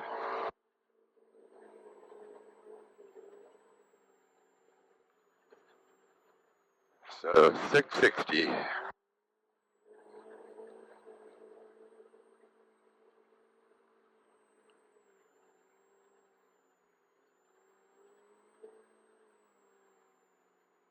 About race mile 662. And just wanted to point out, so you're in a gigantic wash here, and there's actually kind of lines all over the place. But this whole wash is called Arroyo Grande, which means big wash. Very suiting name for the size of this. I feel like this wash just about covers like this whole little valley here. We're getting pretty close to making a hard left, and then we'll kind of work our way back towards the Borrego area. And then there's a somewhat new wash that we go into called Arajal, I believe is the name of it. Arrajal. Yeah, Arajal. So I haven't been through there yet. I'm kind of looking forward to checking that out. And then that links us back over by San Matias. You can see this wash is, like, pretty much all the washes here have been smoothed out by the water, and then some areas you can just see where the wind is blowing it over to, like, especially up by Saldana more, where it's really windy and more blow sand up in that area. Race mile 671. Gets kind of technical and rough through here. It's where you work over the mountain and then start heading over towards Borrego, or like I was saying earlier, we're gonna cut out into Arajal Wash.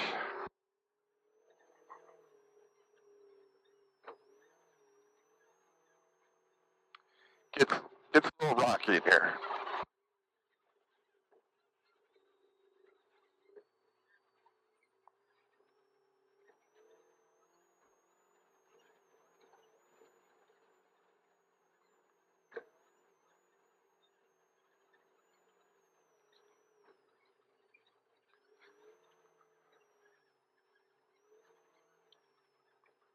I think this is one area, well, there's several, but one of the areas in San Felipe that didn't get smoothed out by the rain and or wind.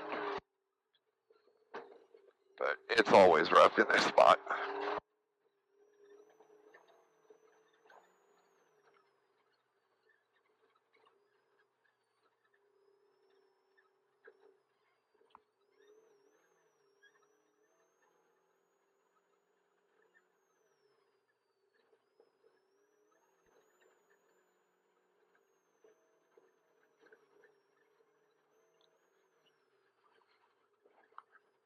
Not too much further here, and then we'll crest over this hill.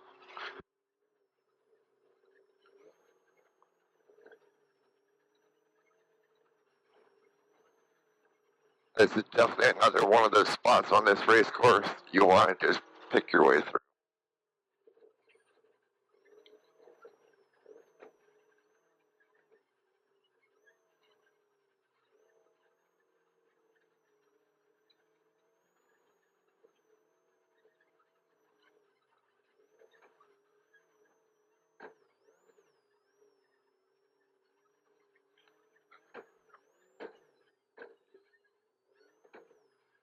Alright, so made it through that little path, then it kind of opens up from here.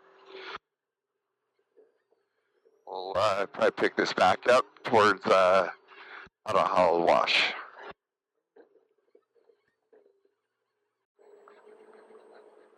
Race mile 675. Funny, this little valley that we're in right now, I feel like didn't get any rain because it looks like normal San Felipe, It feels like normal San Felipe over here. It's just a lot of chatter. None of these washes have been blown out or like cleaned out by water. They just they have big ruts in them and a lot of just chatter. I hear my voice. As well as you don't see like grass and weeds and stuff growing all over the course like a lot of the other areas. So I think for whatever reason, that little spot, I don't think really got much water there. So those of you that were looking forward to old school San Felipe, you'll really love this section.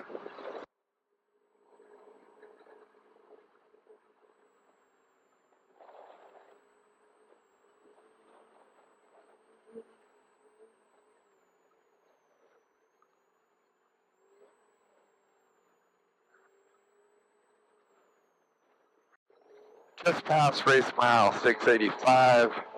This is in El Ojos Wash. So it's kind of a new area. I've actually never been in here. I think the first time they ran this was, I feel like San Felipe 250. But you cruise through here, it links you over from the Borrego area into Encintos.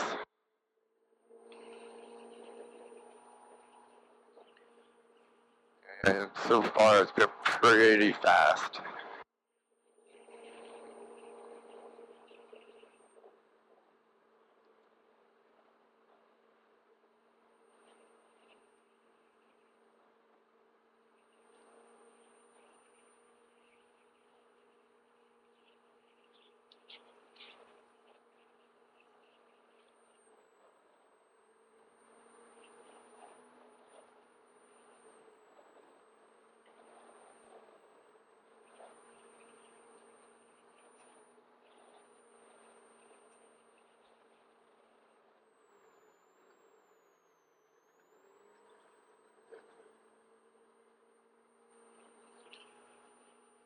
So that's a little look at El Ojos Wash. Race mile 695.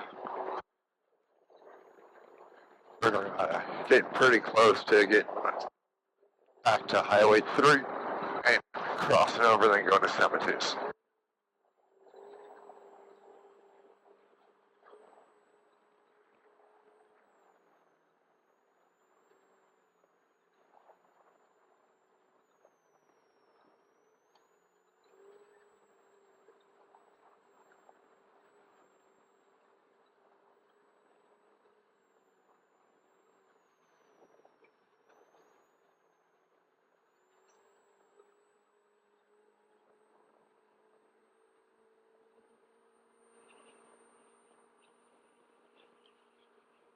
Like a little bit of silt right there.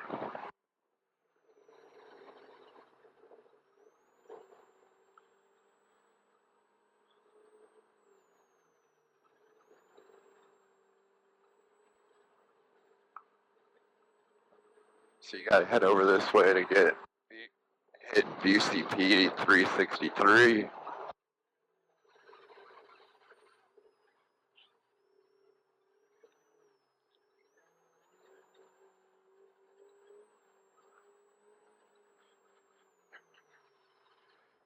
And then keep working through this valley.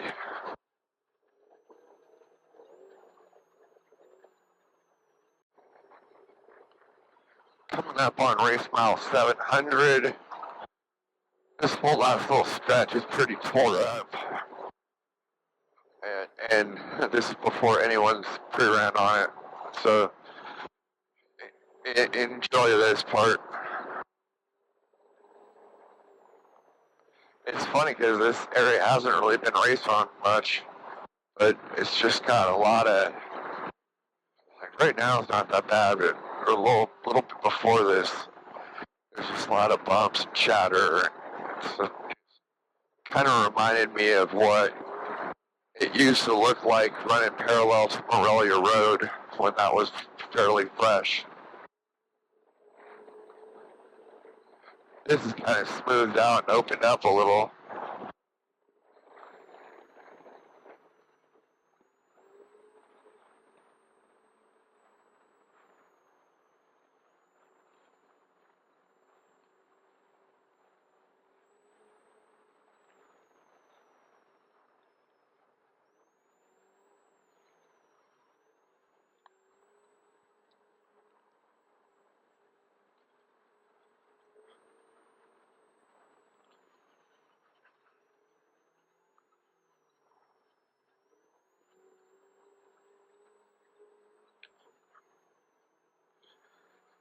At least if you've made it this far in the race, you only got about 150 miles more to go. So you're relatively on the home stretch. But I think that, I don't know, you got to get to the San Felipe side in one piece, and then you got to get through the San Felipe side in one piece. And this will all be at night, pretty much. Just, it's kind of, you're doing over a Baja 400 just to get to San Felipe, and then you're doing another, Baja, I guess, 300 on the San Felipe side.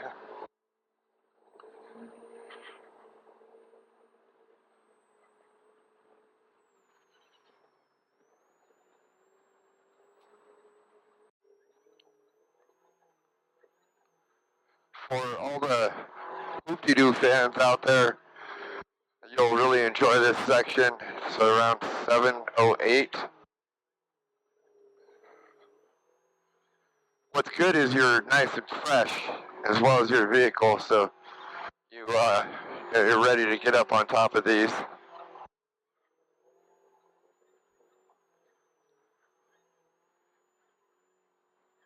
So at least I think that the saving grace here is that you know San Felipe is behind you, and you're heading towards San Matias Pass, and you get the hell out of here and back towards Ensenada. So,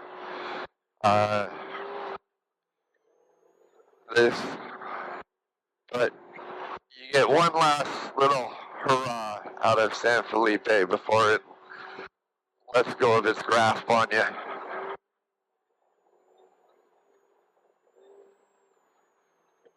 And how I talked about a lot of this stuff had gotten smoothed out from the rain.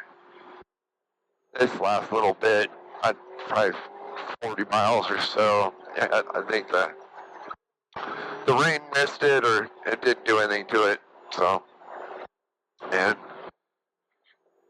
it'll only get more fun for you after pre-running.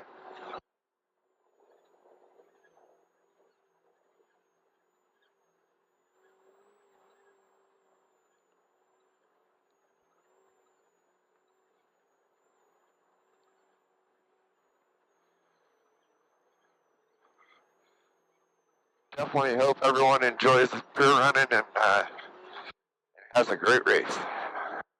7:13, San Matias Pass. A quick little speed zone here where you cross the highway.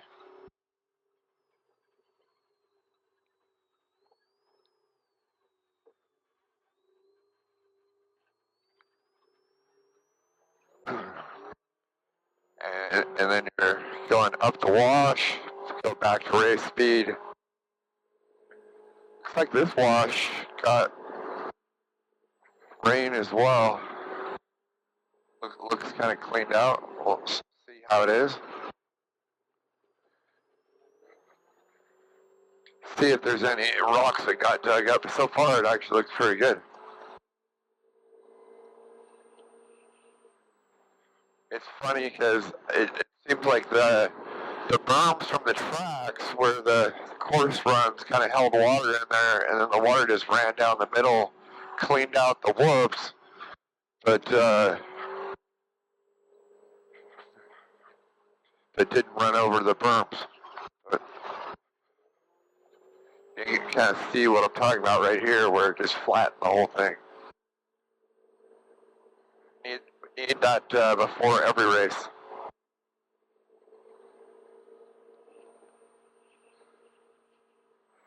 So we're going to work our way up through San Matias Pass, and then we'll be hopping into a speed zone and head into Valle de Trinidad.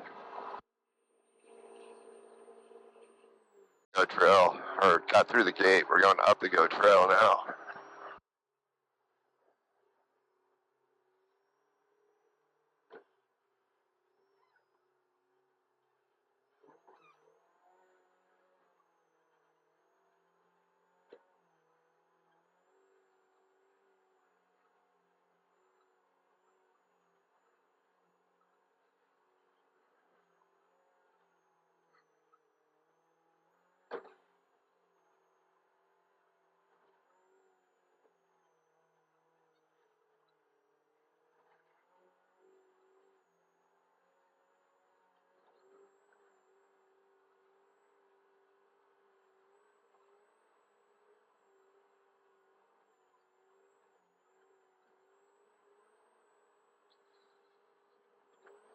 Go trail, pretty much the same as always.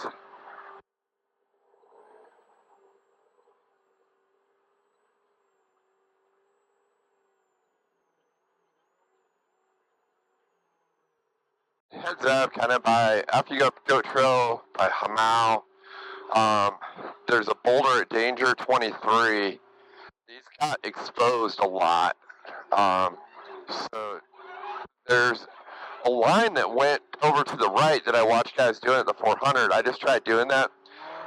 It's a big ledge over there. So I think for right now, unless someone fixes that, you got to go through the middle of the boulders. But even those are a lot more exposed than they were before. So just FYI. At race mile 743, Hamau, you've got a stop at the main road here. And then right across that is BFG number 6. So this is the last BFG pit. It's going to be right here on the left-hand side.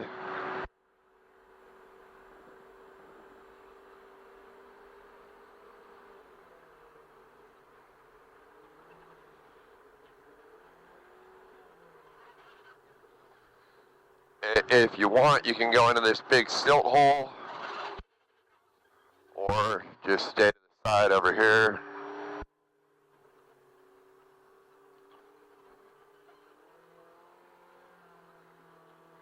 Looks like we got a little bit of local traffic. Again, as you kind of get back into these more populated areas, definitely you want to be aware of local traffic.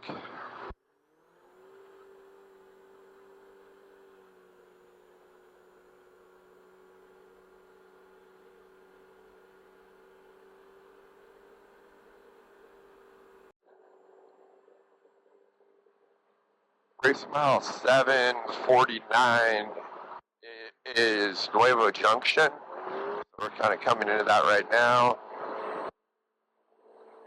All of this from Hamau to this area right here has been super fast. You're basically running 400 backwards.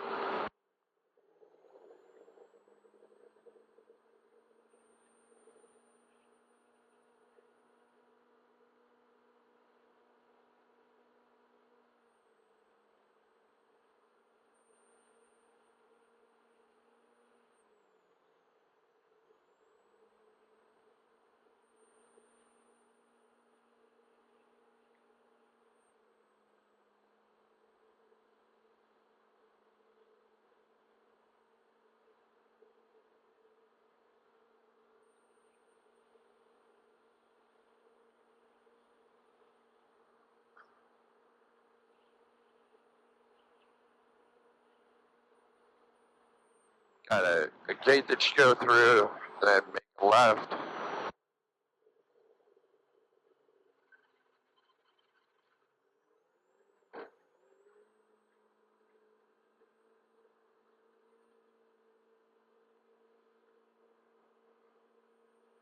So everybody that's run through here, I'm out to Nuevo Junction to Santa Catarina.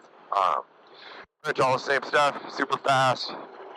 Got a washout right here, so you want to watch out for that. But they do have it marked off with ribbon pretty well, as long as nobody takes that out.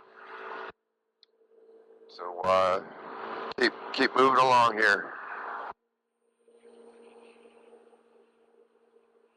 I'll show you guys at race mile 755. It's kind of washed out here, so you gotta put one tire up on this side here. Not a big deal, but it is a little off camber.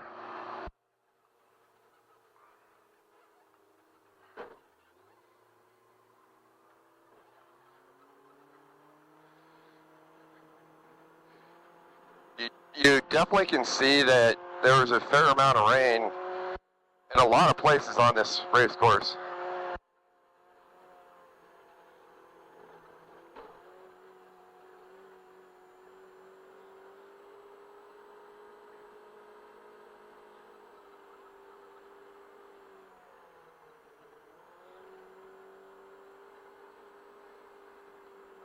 But it cleaned up the sandy part of this wash really nicely. At race mile 759, you drop into El Tule Wash. Got a little road crossing. Then it's going to take us up to race mile 760. And there's a VCP coming up there.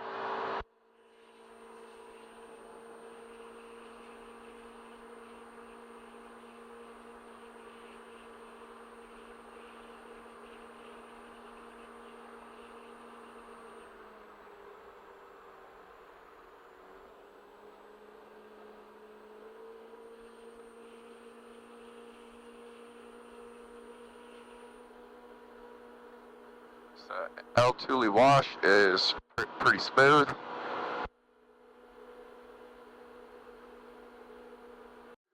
Alright, so around 764, you're in this, where the road's been washed away. It's normally like this, but it's kind of worse than it's been in the past. It's a little tricky to kind of rail some of this stuff.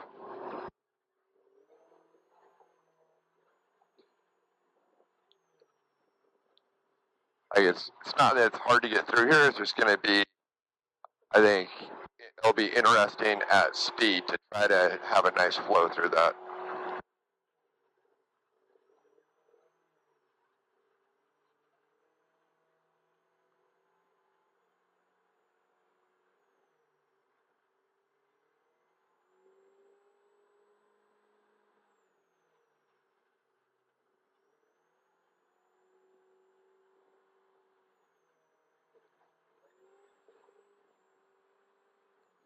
So I think you can kind of see what I'm talking about there, where it's not wide enough to like drop down into it, so you gotta put a wheel up on a lot of these little banks.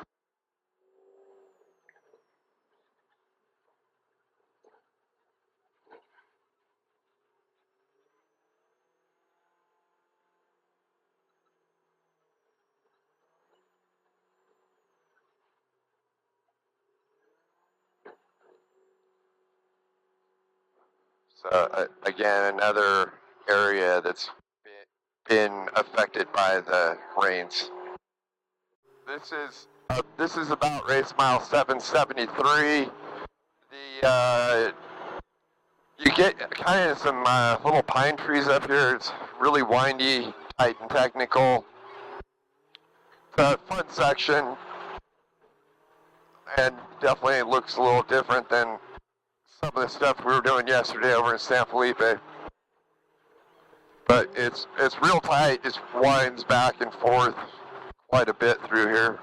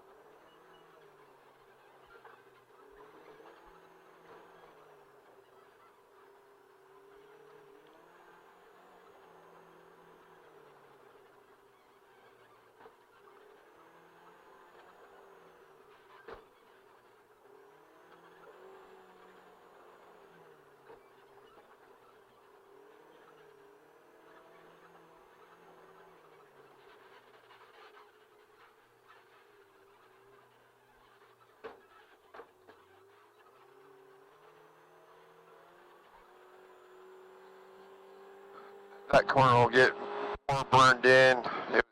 It's washed out from the rain right now.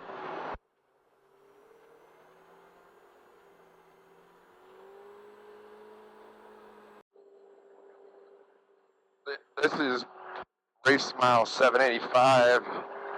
Just crossed. Well, you went through the speed zone on Highway 3 and through the gate at K77. And now you're kind of winding through these trees here. And then we're going to work our way back over towards Ojos.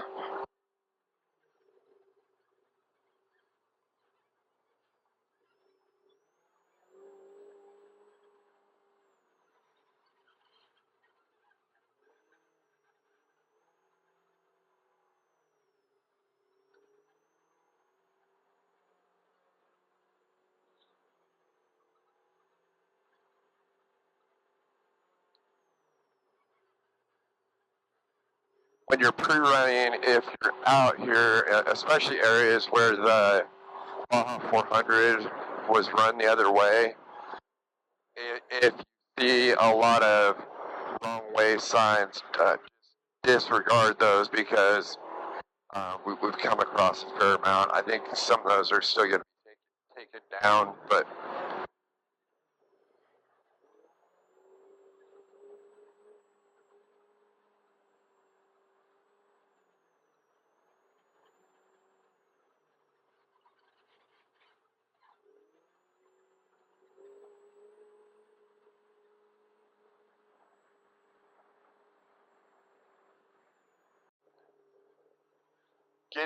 getting close to race mile 790, you turn into Solo Wash. This is an area where they keep you off of the nice access road with a bunch of ECPs, and it's all like whooped out sand whoops. We're just kind of getting into it right now. We'll make a left here, and then you end up zigzagging back and forth, kind of all over through the Pino Solo Wash, or Solo Pino Wash. I think it's called that because at the access road at the highway, there's one pine tree there.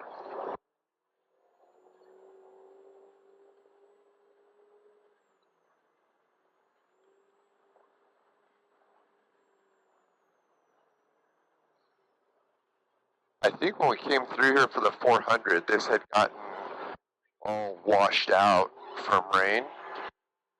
And it looks like it hasn't really gotten that whooped out yet.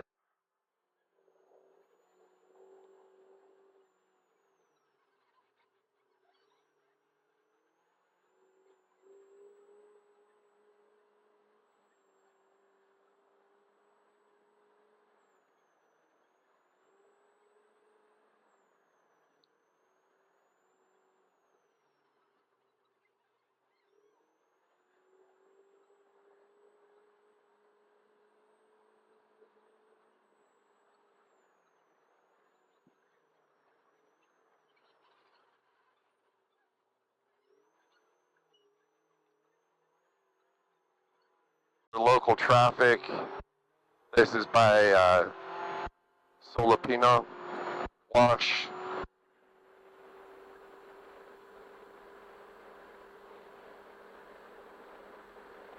We're right about race mile 798.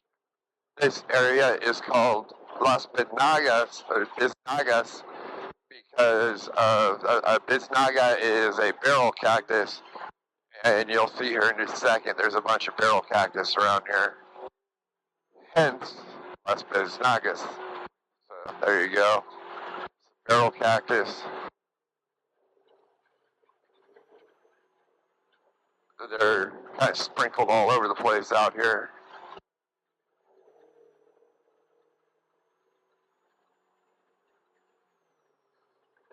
Really, this whole section from where it's fast, just past Nuevo Junction, it's pretty slow, tight, technical all the way. I mean, pretty much, I think, almost to the finish. So, yeah, you got the last pretty much 100 miles. They don't make it easy on you. You're going to have to earn your finish here.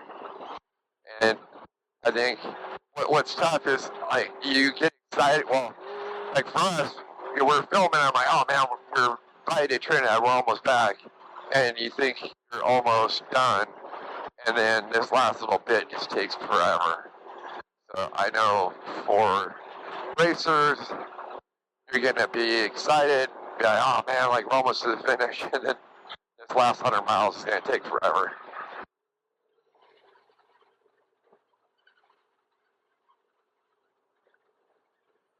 It's mile 805, and we're getting pretty close to wrapping this thing up.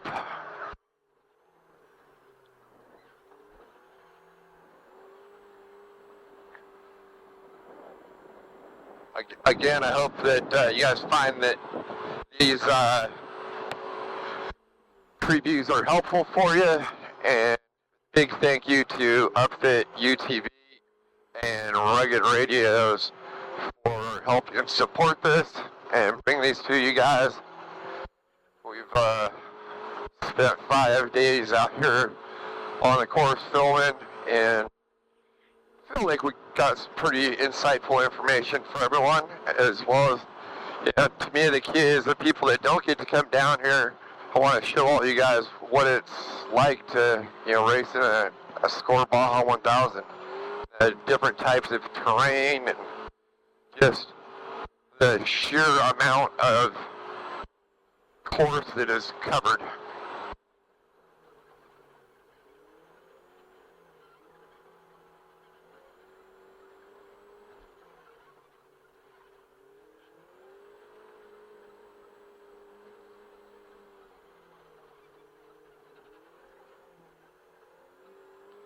Looks like a couple spots are going to get a little silty here.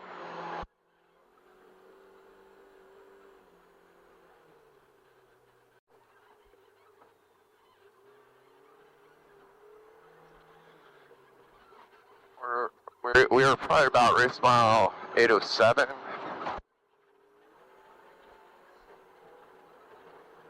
And working our way almost to the finish here. At least the finish for pre-run.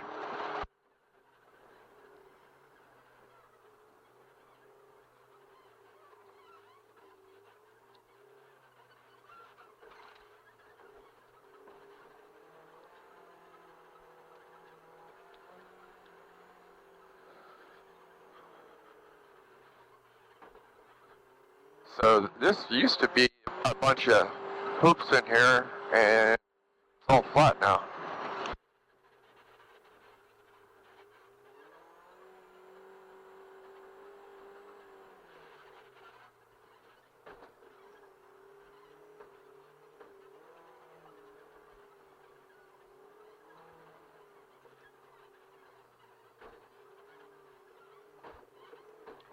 Maybe I spoke too soon.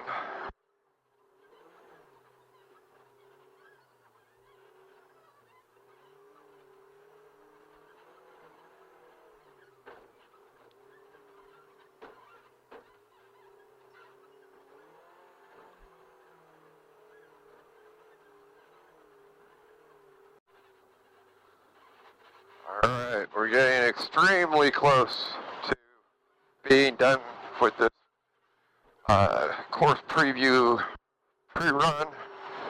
I think this should be our last clip here. You can see this was probably going to get kind of silty for you guys.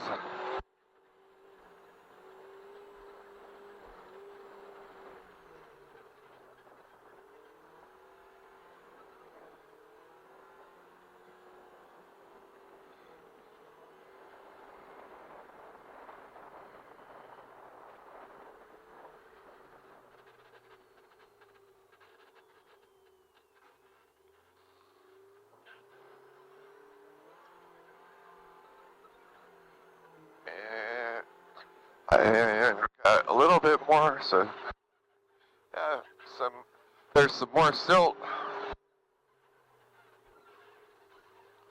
They have the VCPs here that keep you off of the nice road.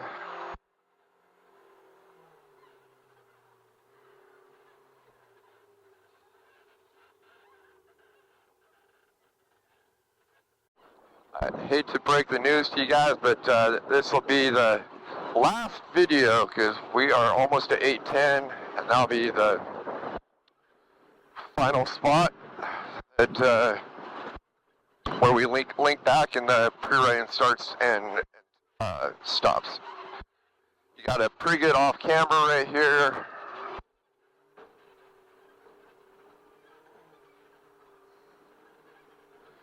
And then I like the high line over this.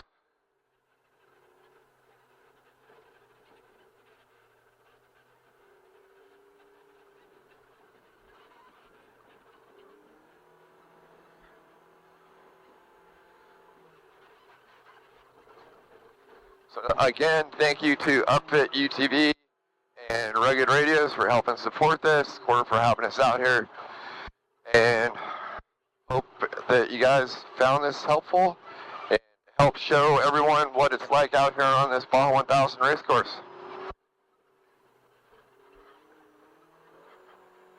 And I can tell you that on behalf of myself and my cameraman, Sal, we are very happy to be done with this.